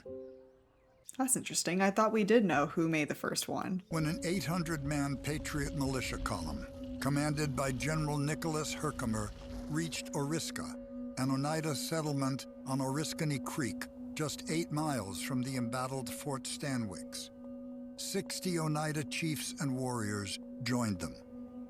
They were ready to fight alongside their white neighbors and help thwart the British invasion. So different tribes fought against each other depending on if they were with the British or the Americans. Loyalists fired from above, while hundreds of Native Americans allied with the British ran down among the startled men, wielding tomahawks. So honestly, it just did not matter, like, what race you were or where you lived. It all just depended on what your political views were. Are you with me or are you with them? I think one of the really great examples of the difficulties of any kind of sort of neutral place is what happens to the Quakers over the course of the war. The Quakers are famously pacifist, and that's not good enough in revolutionary America. They're like, you must take a side. This is war. Washington paraded his men through the streets of Philadelphia. He hoped to persuade its citizens that his army would be able to defend them. Many in the crowd cheered. Others remained stone-faced. Among the officers riding alongside Washington that day was a Frenchman, Marie-Joseph Paul Yves Roche Gilbert Dumotier. That's a long name. Congress had just made him a major general. He was just 19 years old. Just 19? Yeah, some of these people are really young. Lafayette comes without a word of English, but just with this sense that the American continent is the continent on which he will make his name, on which he stakes his glory, and with a willingness to essentially do anything that needs to be done for the sake of American independence. Lafayette? Washington again misreads the ground. He has made tactical errors earlier in the war at the Battle of Long Island, and he makes another one at Brandywine. Sounds like George Washington made a lot of mistakes. It really shows how human he is, honestly. He wasn't this perfect general that never made mistakes. He made plenty of mistakes. Night fell. General Howe lamented that if he had more time, he could have brought about the rebel army's total overthrow. The Americans, only by the grace of darkness, get away. The curse of darkness. It's a serious defeat for the Americans. It is going to open the gateway toward Philadelphia. Truly, the weather and time really helped out George Washington and his army. There's so many times where Washington's army was so close to being completely wiped out by the British army, but because of a fog or winter or nighttime, because of those natural events happening, George Washington and his army were able to run away by the skin of their teeth. When German General Friedrich Adolf Riedesel left Europe in 1776 to join General Burgoyne's northern campaign, he had left his pregnant wife and 2 small daughters at home. But as soon as she could, after her 3rd daughter was born, Baroness Riedesel crossed the Atlantic with all 3 girls.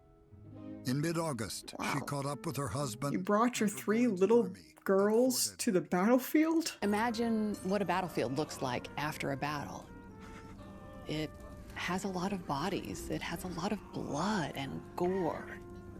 And it was the job of women to go in and take care of those bodies, to clean them up, to identify them. I feel forlorn and desolate.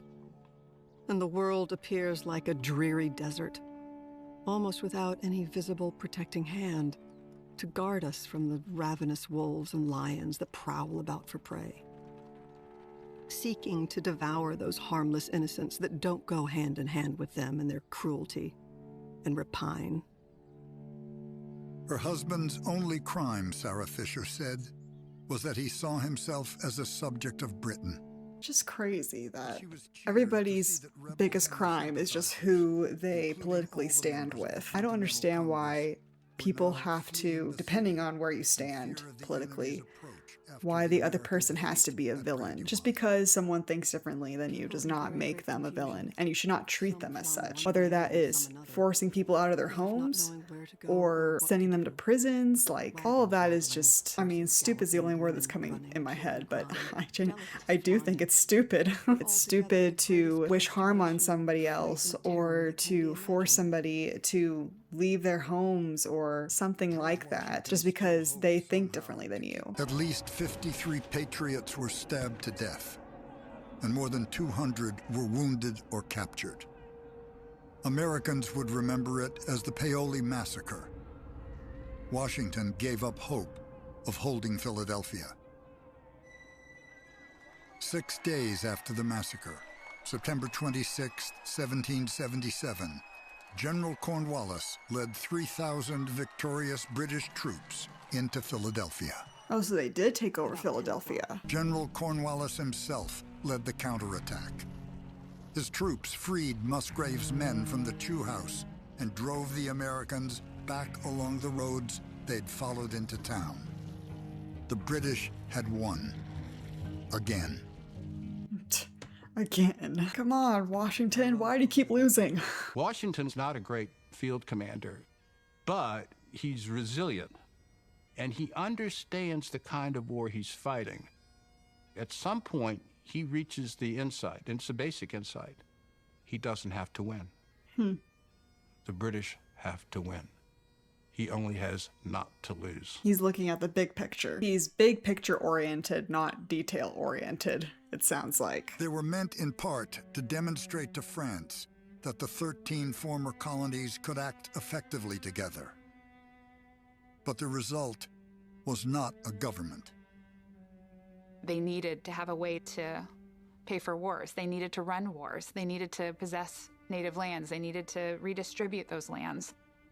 But the Articles had so much political compromise that it wasn't a functional, centralized government. By design, the Articles of Confederation were weak and constrained. So it failed to do what it needed to do. Maguire suddenly darted like lightning from his companions and resolutely plunged into the stream. At the very same moment, one of the American soldiers, seized with a similar impulse, resolutely dashed into the water from the opposite shore. The wondering soldiers on both sides beheld them eagerly swim towards the middle of the river where they met. They hung on each other's necks and wept. They were brothers. One was in the British and the other in the American service, totally ignorant until that hour that they were engaged in hostile combat against each other's life. How do they even get in that position? Two brothers on opposite sides having to fight one another. I mean, can you imagine going to war against your own sibling? This war truly broke families and friends and comrades. Just so depressing. At first, Philadelphia loyalists had welcomed British troops into their city. But as it grew colder that autumn, homeowners would be forced to take officers into their homes, whether they wanted to. That's so stupid. There were soon very bad accounts of the licentiousness of the English officers deluding young girls. Oh my gosh. These people welcome you into their town. And what do? You force yourself into their homes, take their food, take their water, take their clothing. Talk about disrespect. Louis XVI agreed. America is triumphant, he said, and England beaten. Burgoyne's surrender at Saratoga is a crushing blow, and it impresses the French. But the French are also impressed by George Washington's survival. Despite all his mistakes, he is somehow still alive. We're talking about a war effort that the colonies could not have provided for themselves. And the idea that a foreign power bankrolled that effort and that it would have been impossible without them, that's the chapter we don't like to think too much about, because our sense of our independence is that it's something that we achieved on our own. I never thought of it that way. It's okay to ask for help if you need it. And obviously, America desperately needed help. In North America was about to ignite another global war. The French are coming to the rescue. Episode 5. The Soul of All America. My lords, in 3 campaigns we have done nothing and suffered much. You're just realizing this now. Nearly 3,000 of them were officially unfit for duty. Over the next 6 months, 2,500 soldiers would die, mostly from typhus, typhoid. 2,500? Oh my gosh, that sounds like a nightmare. Over the coming months, more than 500 of Washington's officers would resign. To add to his troubles, some members of Congress and a handful of commanders had begun whispering that he had proved himself weak and indecisive in battle. If the revolution were to succeed, some argued, Washington just cannot win here. I did not solicit this command, but accepted it after much entreaty. As soon as the public gets dissatisfied with my service, I shall quit the helm with as much satisfaction and retire to a private station with as much content as ever the weariest pilgrim felt upon his safe arrival in the Holy Land. I mean, once the public turns against you, the very people that you are trying to save, trying to protect, what else can you do but just leave? Which, isn't that kind of what Washington did during his presidency? When he got backlash for his decisions, he ended up leaving his position back home and stayed there for the rest of his life, I think. When men went to war, they were gone, and so was whatever pay they were going to get. And many women just could not survive on their own. And so it was actually better for everybody when women traveled with the armies. I never thought of it that way before. I guess because women didn't really have lives back then, so their lives were their husbands' lives, basically. So without the men there, without the husbands and the fathers and the brothers, without men being at home, a lot of the women didn't really know what to do with that. So they might as well just go with them. I was called to relieve a soldier thought to be dying. He was an Indian, an excellent soldier. He has fought for those very people who disinherited his forefathers. Having finished his pilgrimage, he was discharged from the war of life and death. His memory ought to be respected. Makes me sad that I don't remember a lot of these historical events. A lot of the things that they're talking about, I kind of remember, or something sound vaguely familiar, but I can't place it. I think that I would have really liked this show if it came out when I was in high school. Given the choice to fight for the Patriot cause or join the British effort to suppress the Patriots, most people stood to the side. Most people tried to let it pass. They tried to get out of the way. It's common individuals, ordinary individuals, asking the question that I think we all ask about politics every day: what does this have to do with me? Honestly, it is so true when people say history repeats itself. There's so many things that this show has covered that look or feel so similar to today. Obviously, we don't live how these people lived back then. It was the colonial era. So we're the postmodern era. That's the colonial era. Two very different time periods. But as far as human nature goes, there's a lot of things that are just so similar, and one of them being all the normal people just want to stay out of the war and just live their lives. They're hoping it'll pass, move on, not affect their daily lives too much, because at the end of the day, humans just want to be left alone and just do their thing. And so when something like a war comes in, it disrupts that lifestyle. And a lot of people, I think, today are like that too. No, there's a lot of people today that don't want to take sides. They just want to live their lives. They don't want to be involved in the politics, in the war, in the conflicts. They don't want to be involved in any of that. They just want to be left alone. It just shows that humans, no matter what time period you are born into, we're all the same. By spring, the danger of mutiny had eased. So had the mutterings about Washington's leadership. He was, it was clear, indispensable to the cause of liberty. They finally figured that out. These 13 colonies had to come together, and he was the person to do it. We would not have had a country without him. I don't know, actually. I mean, I can't believe I'm saying this, because I'm not a huge fan of great man theories of history or explanations of history. But let's put it this way. It's easy to see the American effort for independence failing without Washington's leadership. So you are saying he's a great man. At least a great man as a general. It's funny how just, a couple months ago, the public was like, oh, we don't like Washington. He's a failure. He's weak. And now they're considering him this amazing guy and that he's the father of their new nation and all this stuff. It just goes to show you that sometimes the public can very easily be swayed. They engaged a British warship, the Drake. And after a battle that Jones remembered as warm, close, and obstinate, captured it and its crew and brought it into the French port of Brest. Jones understood his impact on British public opinion. Mothers began warning their children to be good, or the fearsome pirate, John Paul Jones, would get them. He's a legend now. It had taken nearly 3 months for word of the new military alliance with France to reach Washington. The French would be sending soldiers and a fleet. His army would no longer be alone.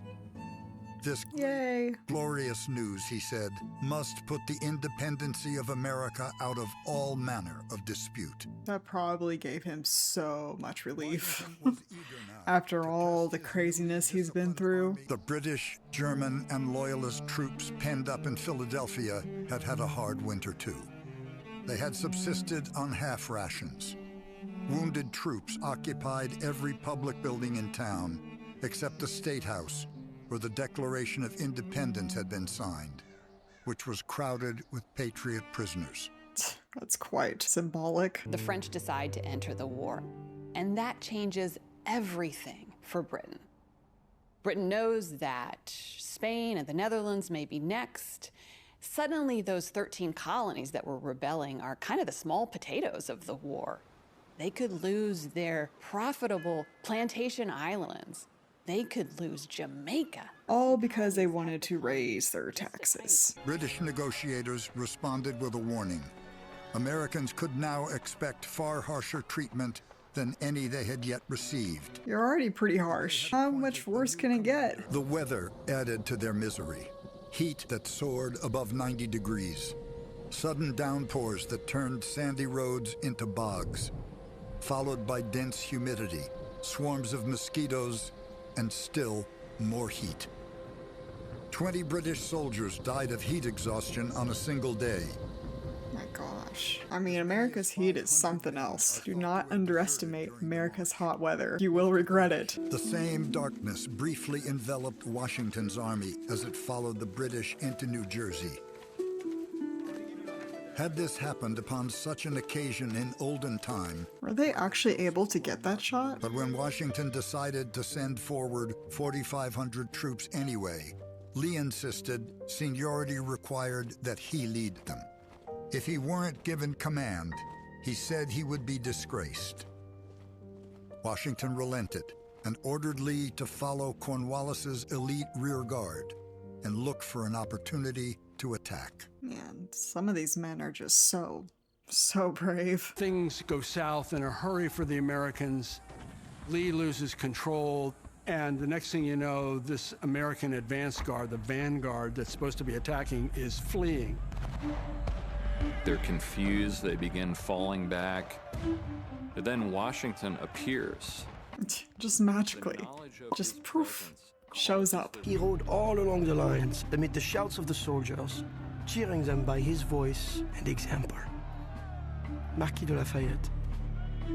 Washington gives some orders, the men get back into line, and they face down the British attack. Again, Washington just has this supernatural presence about him that's crazy. He could just point and the men will do what he says. Although there would be fierce fighting and many skirmishes in New England and the mid-Atlantic states, Monmouth would be the last major battle fought in the North during the American Revolution.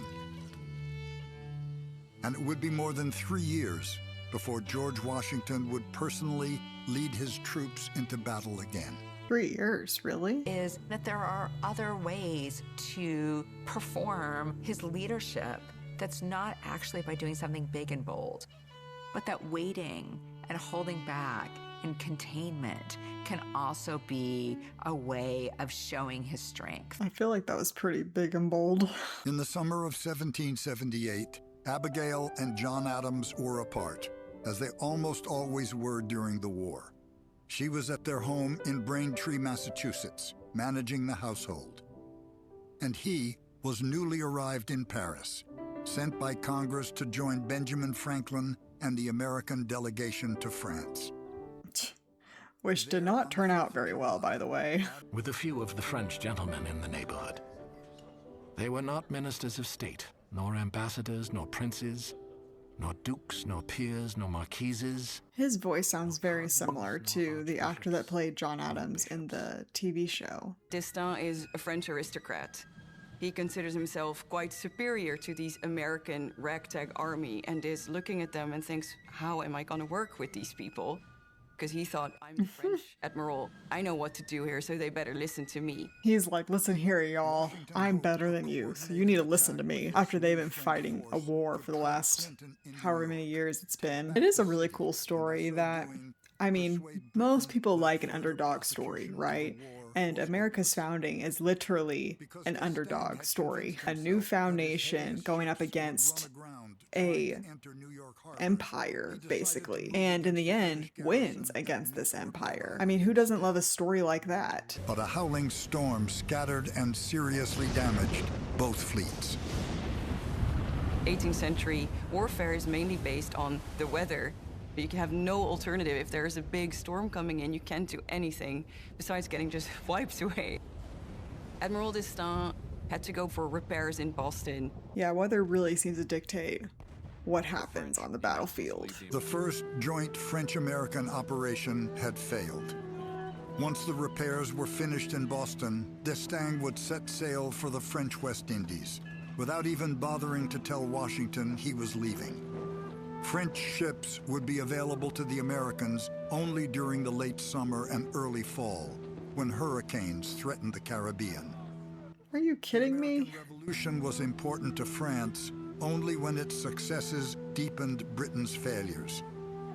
And Washington knew he could not win the decisive battle without French help. I guess you can't rely on the French that much. Because at the end of the day, the French want to benefit something out of this war. So if they don't get what they want, they're gonna leave. It's not a very reliable alliance. On a single summer afternoon near Kingsbridge, a Maryland patrol ambushed a German unit, killing 6 and wounding 6 more.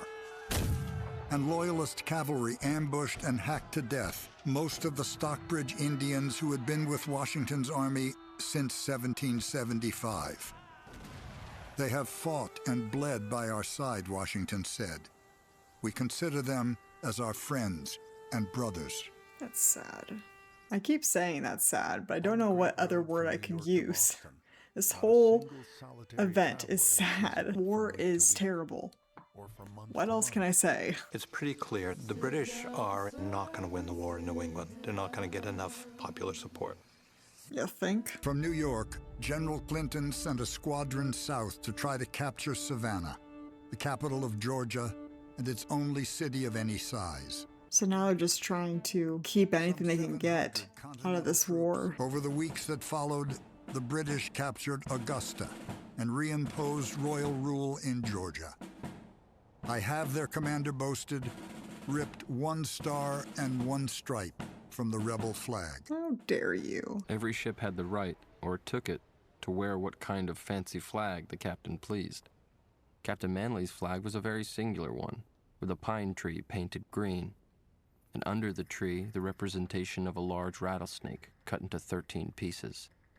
Then, in large black letters, join or die. You know what? Why a snake? Why is that the image that they decided to put onto their flag? I never thought about that until now. Why a snake? Because typically people look at a snake and view it as evil. On both the North American side and on the British side, there is an exhaustion that is settling in, and an economic reality for both. On the American side, the question of coming up with the resources every year to be able to fight the war, uniforms, guns, paying the men, replacing the ones who die, replacing the ones who desert. Britain has the money, but it starts to look a little bit like a sunk costs problem. Are we going to continue to pour money into an effort when there's no end in view? Yeah, after so long, it starts to become a question of who can outlive and outlast this war. It's not who the best fighter is, it is who has the most resources to get through the war. The Fort Pitt Treaty is a really formal, legalistic document. An article near the end of the treaty says, oh, and by the way, when this is all over, Indians can have a state, like other states. And the Delaware, this is a treaty with the Delaware will be the head of the state. And so it's making this very interesting promise of the possibility that Indian people could be part of the American Republic. I never knew that. Obviously that didn't happen. Somewhere along the way, Patriot militiamen killed him. With his death, the Americans had lost their best Indian ally in the Ohio country. Why did you do that? Why? Why? Why did you kill an ally like that? George Rogers Clark is an Indian fighter and an Indian hater. He imagines himself as sort of seeking justice for white settlers who've died on the frontier at the hands of Native people. And he imagines himself as sort of the avenging angel of these communities. There is, to be sure, lots of violence in this backcountry, in part because white settlers are squatting on Native territory. But at the end of the day, nobody should be killing anybody on neither side. This is the last speech you may ever expect. The next thing will be the tomahawk. And you may expect in 4 moons to see your women and children given to the dogs to eat. While those oh my gosh. Their words with me will flourish and grow like the willow trees on the river banks. This man is psycho. Native people from the Smoky Mountains to the Great Lakes were now coming together to forget former quarrels and unite against the United States. The only people in the wrong here are the people that want war, like war, are okay with bringing suffering and pain to other people. It's just... So you never quite know who's going to come after you, and you never know what the logic is, and there's most of the time not a logic about why kill that person and not kill this person. So it's very uncertain kind of terrain. And I think it breeds an intense kind of violence that happens here. Yeah.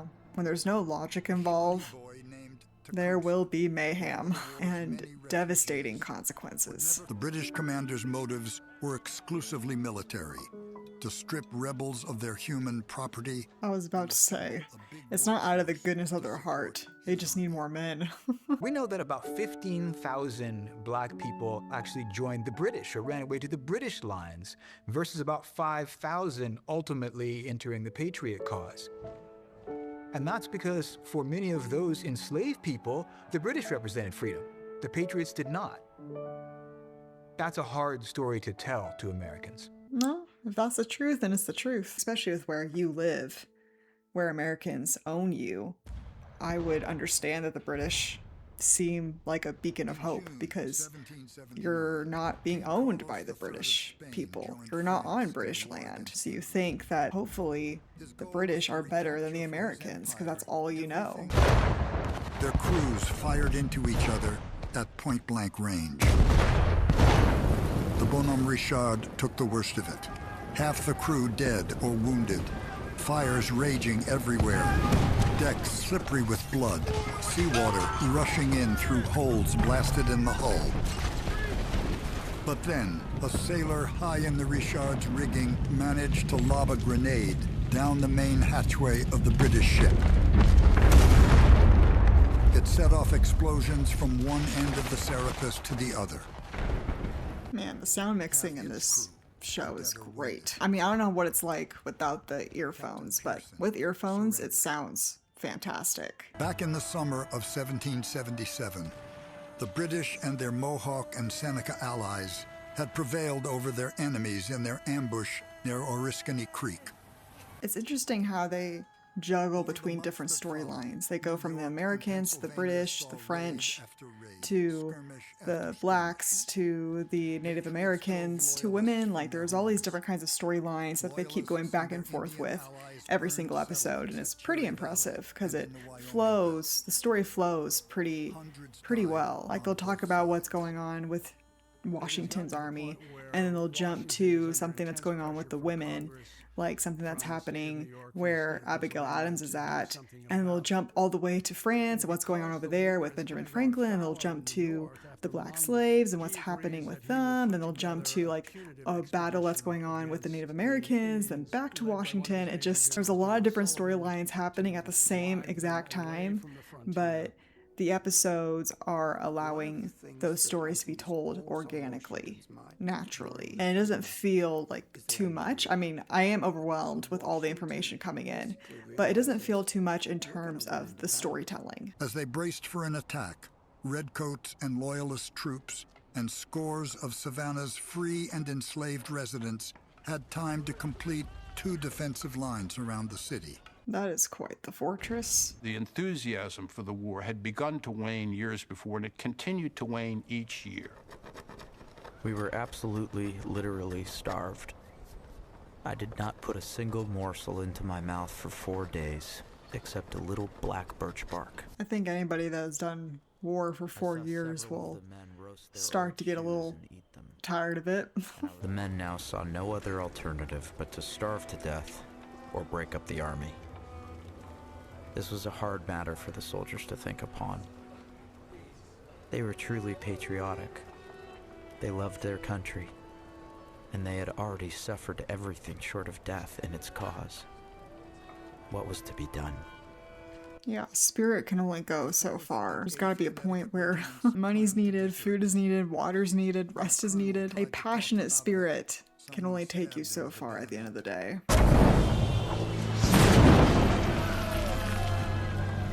As each blasted at the other, the British parallels moved closer to the American lines.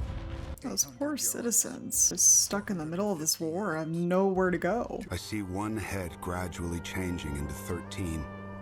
I see one army branching into 13. And am fearful of the consequences of it. George Washington. Well, that's not good. That's not good at all. We're getting down to the nitty-gritty, people. Okay, finally, last episode. Episode 6. The most sacred thing. Let's go. Our country was thrown into great confusion by the long continuance of the war. I hope it doesn't seem like I'm not enjoying this documentary series. I am. It's just that each episode is 2 hours long, and I am watching this entire series in 2 days. So my brain's just overloaded with information, and my brain's tired. It's an ugly, ugly, ugly conflict. And if one wants a national origin story that's clean and neat and tells you very clearly who the good guys are and who the bad guys are, the American Revolution in South Carolina is not that story. It appears to me that most of the American Revolution doesn't have any good or bad guys. The only bad guys are the people that genuinely enjoy war, enjoy bringing suffering to the people around them. Times began to be troublesome, and people began to divide into parties.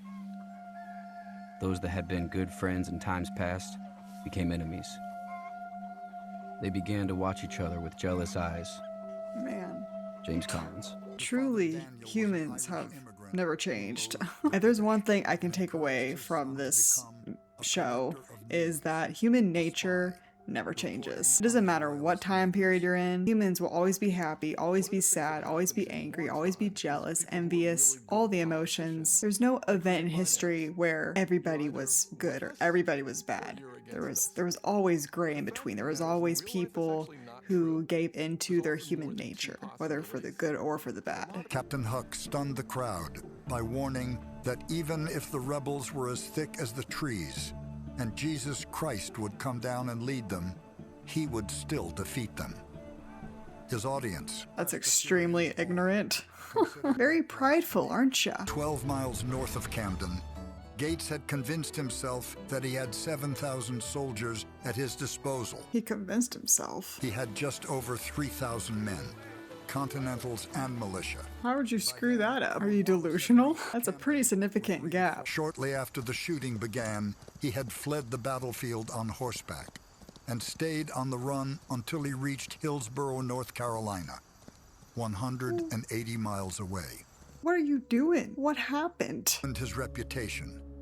Yeah. To name a successor, Congress would defer to George Washington. I mean, honestly, what were you thinking? You fled while your men were fighting for you? Like, dishonor. That evening, when his trusted aide, Alexander Hamilton, brought him a bundle of papers. Hamilton? I was wondering when he was going to pop up. The place Washington considered the most important post in America had deserted and fled to the British that morning. Worse still, he had planned to surrender the fort and all the men stationed in it to the enemy. Why? Had contributed more to the revolutionary cause than Benedict Arnold. Time and again, he had exhibited extraordinary initiative and bravery on the battlefield, and was severely wounded twice, at Quebec and Saratoga. Yeah. Was on the battlefield, but he was not seeing any of the recognition he believed he deserved. Why am I doing this? I've lost my personal finances. I've destroyed my body. That doesn't mean you give up your position. That's so bizarre. In the strictest secrecy, he began to communicate through Major John Andre that he'd gone to war only to redress legitimate American grievances, not independence, and had been appalled when Congress allied itself with Catholic France, which he believed was the enemy of liberty and Protestantism.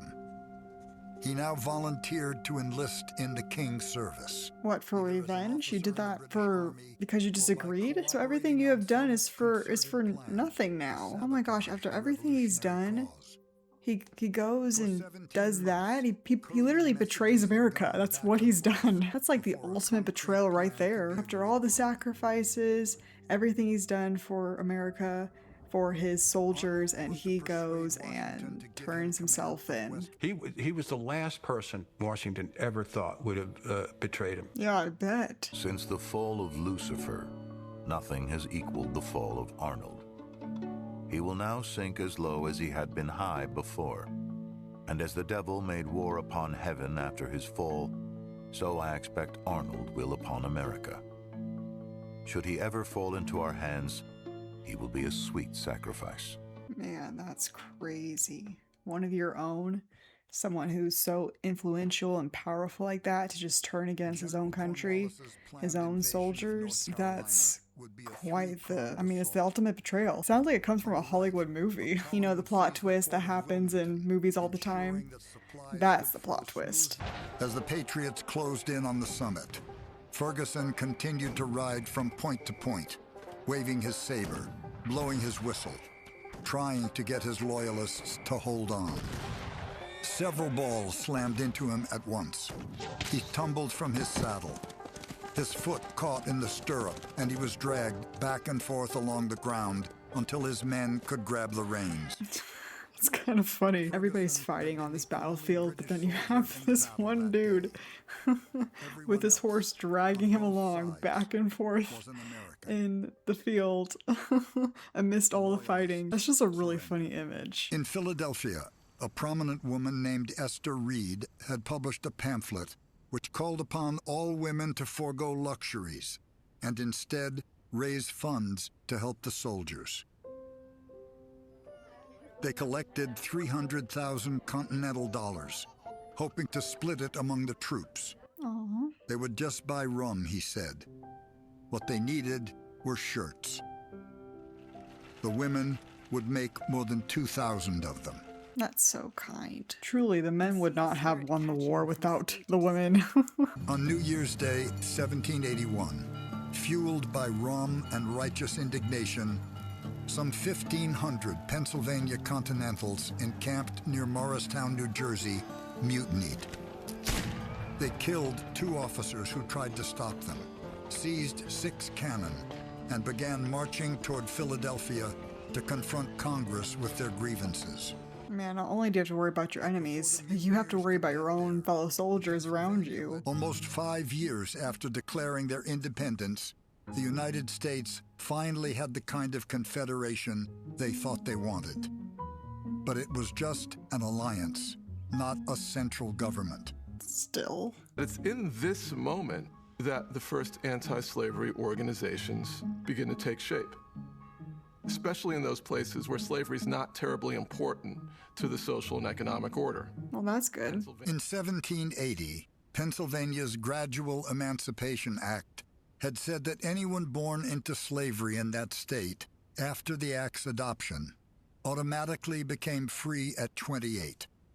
But any man, woman, or child enslaved before its passage remained enslaved to the end of their lives, unless they bought their freedom or had their owner grant it to them. That seems unfair. And since his client was a human being, she should be free. The Massachusetts Supreme Court agreed.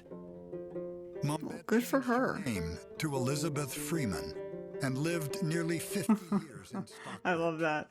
She gave herself a last name, Freeman, just to make sure people know that she is a free woman. Benedict Arnold was not among them. He had been recalled to New York and would eventually sail for England, never to see his country again. Wow. Cornwallis first tried to hunt. After all that sacrifice, he just turns his back and heads to England, never to come back again. That's crazy. That would actually be a really cool movie to make on his life and what he did. That would be the ultimate, like, hero to villain story. Commanded by Bannister Tarleton, were ordered to try to capture Thomas Jefferson and the Virginia Assembly, now meeting at Charlottesville, where Tarleton managed to seize several legislators, including Daniel Boone from Kentucky County. But with only moments to spare, Jefferson escaped his would-be captors on horseback. Man, that's crazy. The fact that he almost got captured, that must have been really scary, like heart-poundingly scary. But before Washington could move his army south, some way had to be found to pay his men. Congress was broke. That's not good. Robert Morris was a war profiteer and mingled public and private funds with unabashed abandon. And without him, it's not clear at all that the revolution would have been won or even would have been fought very long. He was that rich? People said he financed the American Revolution. That's largely true. Critics of Morris said that the revolution financed him. And that's true too. That's wild to be that rich, to be able to support a whole army for years and years and years. At 4 in the afternoon, they opened fire. I'm awake. I promise I'm awake. I should not be recording this while I'm feeling unwell. Sarah Osborne, the wife of a New Jersey corporal, was one of the women who carried beef, bread, and hot coffee to the men as they dug. One day she remembered George Washington happened by and asked her if she wasn't afraid of the British cannonballs. No, she said. It would not do for the men to fight and starve too. She's like, food must come first. Complaints and groans could be heard everywhere. Someone called out here, another there, begging to be killed for the love of God, as the redoubt was strewn with the dead and wounded. Oh, I know this picture. At about 10 o'clock in the morning, on October 17th, 1781, a drummer appeared on a British parapet, beating his drum. The signal that Cornwallis wished to negotiate. When the thunder of the guns drowned out the drumming, an officer climbed up next to the soldier and waved a white handkerchief. The Battle of Yorktown was over. The Patriots and their French allies had won. Was that the final battle? As the British and Germans marched out of what was left of Yorktown, their flags cased, their numbers reduced by wounds and disease, they had orders to avoid even looking at the victorious Americans. Only the French, they'd been told, were worthy opponents. That sounds petty. Lord Cornwallis was nowhere to be seen. He claimed to be ill. But as a professional soldier, he may simply have been too humiliated at having to surrender his army to a group of rebels to make an appearance. That must have been very humiliating. You lead an army from a literal empire and you lose against a ragtag group of inexperienced new soldiers from another country. Yeah, I guess that's pretty humiliating. He staggered around as if he'd been hit by a musket ball, waving his arms and crying out again and again, "Oh God, it is all over." Man, they're acting like it's the end of the world. But Britain had grown weary of the war. More than 30,000 British, German, and Loyalist troops had lost their lives in North America. The British national debt had doubled. Do you really want to continue on with war just because of your pride? Could they have kept the war going from a purely military perspective? Sure. But politically, the will to fight vanishes. So the pro-war administration is toppled, and the king is forced to accept a new government with a new political coalition that is committed to negotiating a peace settlement.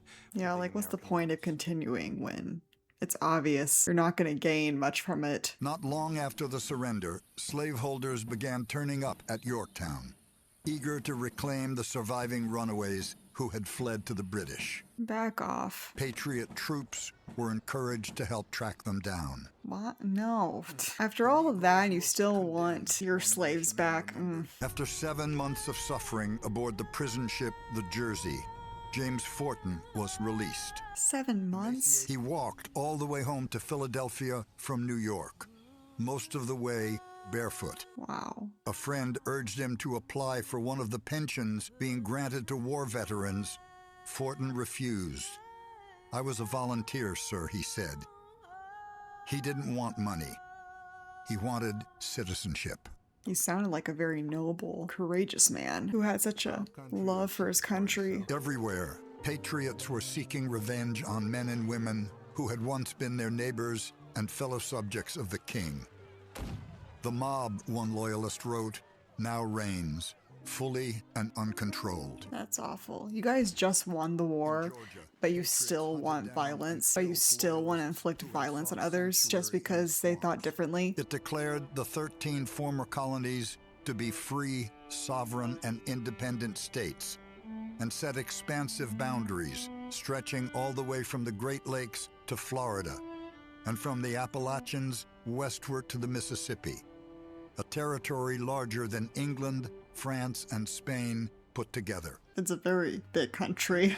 Lots and lots of land. The American Revolution would be the opening signal for more than 2 centuries of revolution. First in Europe, then in the Caribbean, South America, Asia, and Africa. The ideas are very powerful. So America's Revolution caused a chain of events to happen around the world. Other countries wanted their own kind of independence too. An unsigned manifesto began circulating among Washington's officers, openly calling for a mutiny.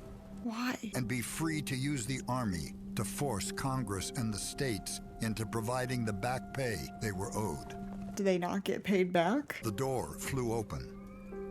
Washington and his aides entered. The general stepped to the lectern. The mutiny was over before it could begin. Oh, praise God. The unparalleled perseverance of the armies of the United States through almost every possible suffering and discouragement for the space of 8 long years was little short of a standing miracle. George Washington. It was a miracle. After learning all of these details, America becoming America was a literal miracle. That group of people are ordinary Americans below the level of ordinary.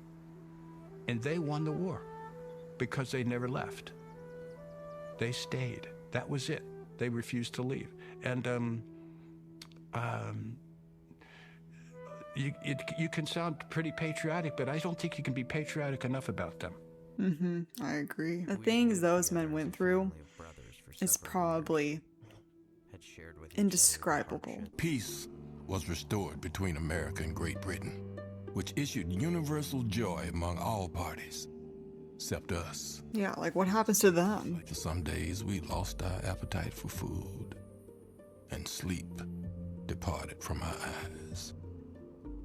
Boston King. The amount of trauma these people went through, I can't even imagine. My master came for me. I told him I would not go with him. He took my money and stole my child from me. Oh my gosh. Judith Jackson won the right to go to Nova Scotia, but she stayed on in New York, frantically trying to recover her daughter, until she was forced to sail without her. Evil. Absolutely disgusting. In this late war, we have suffered much. Our blood has been spilled with yours. And many of our young men have fallen by the side of your warriors. Again, I had no idea Native Americans were a part of the American Revolution. I genuinely thought they were minding their own business somewhere far off away from the war. I thought they didn't want to be involved at all. And now, George Washington had one more duty to perform. He would ride to Annapolis, Maryland, where the Confederation Congress was now meeting, and formally resign his commission. He knew what he was doing. He walks away from power. I know this picture. He could have easily become dictator head, and he had no interest in that whatsoever. After all he's been through, I would say so. He's seen how terrible it can be, how hard it is to be a leader. Why would he want more of that? North Carolina's over-mountain settlers were seeking to secede and form their own state, called Franklin. Elsewhere, farmers turned to violence to protest state taxes they considered unreasonable. More fighting? It's not hard to imagine at all. Britain, France, and Spain picking off individual states to create sort of commercial alliances or political alliances and military alliances as client states and all kinds of things. Sounds crazy, but it's no more crazy to have actually created a federal government that would actually work. And famously, a lot of British observers throughout the 1780s, just give them a few years, they're just all going to fall apart. They're going to fall apart. It's fine.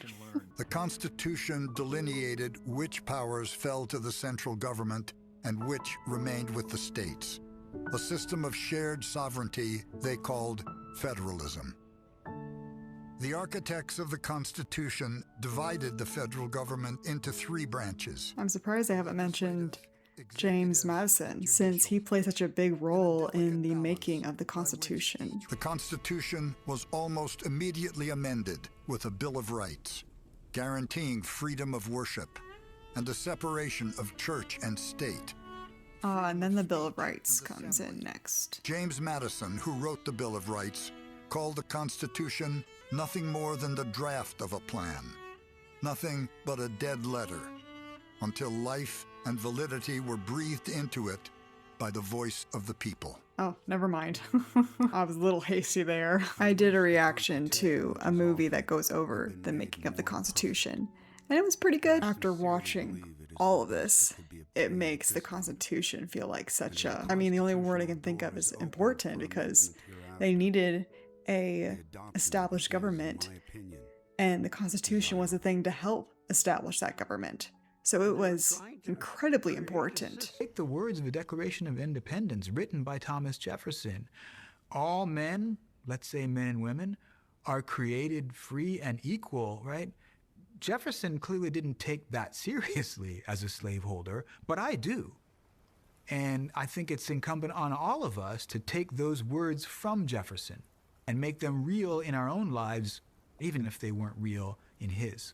I don't think you can say that it wasn't real for him, because it probably was, but just in his own way, even if you don't agree with him. I mean, he was the one that wrote that document.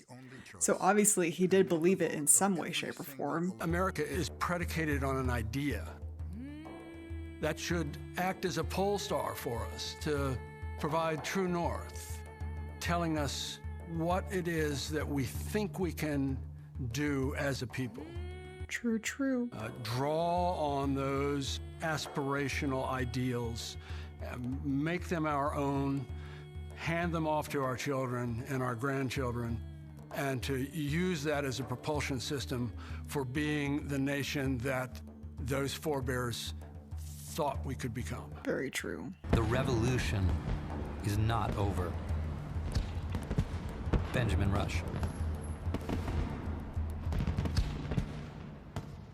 What do you mean it's not over? Are we still at war? Okay. Wow. I actually finished this series in 2 days. No, but seriously, I did enjoy this series. I think I would have enjoyed it more if I wasn't not feeling well and had more time to digest it and process it and stuff. You know, like do like an episode per week kind of a thing. I think that would have been beneficial for my brain. I'm a slow processor, so I honestly don't know what to say, because I think that my brain needs time to think over all the things that I just learned in the last 2 days, because there's just so much information from each of these episodes. I mean, Ken Burns and the team, I think, did a great job. The series is entertaining. The sound mixing is great. The interviews were good. I'm really, really glad this series wasn't... How do I say this? I'm glad there wasn't like a particular political agenda behind it, if that makes sense. Because unfortunately, most documentaries nowadays always seem to have some sort of agenda.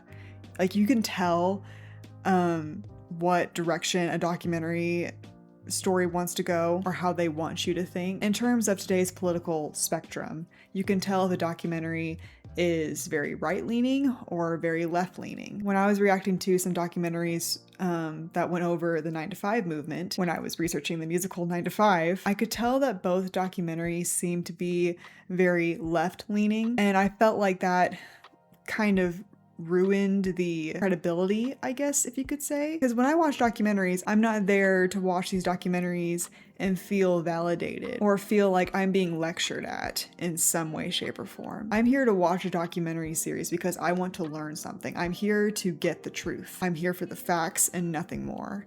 And I think this documentary series did a really good job at least to me, it doesn't seem like it leans toward neither side of the political spectrum. It just tells the facts as they are, tells the story as is, and you can draw your own conclusions based on what they present. I'm not being lectured at, I'm not being told how to think or how to act or whatever. They're just presenting me with the stories and the facts and letting me decide how I should think. So I really appreciate that. If you've also seen this documentary series, I would love to know your perspective on this series. Like, what did you think about it? Did you think it was very well done? Did you think it kind of leaned towards one side or the other? Or did you feel like you could just enjoy the series as is and come to your own conclusions? I almost wish I saw this documentary like before I reacted to all the other movies and musicals that I've reacted to so far. I feel like this show would have helped me so much in terms of information. 1776, John Adams,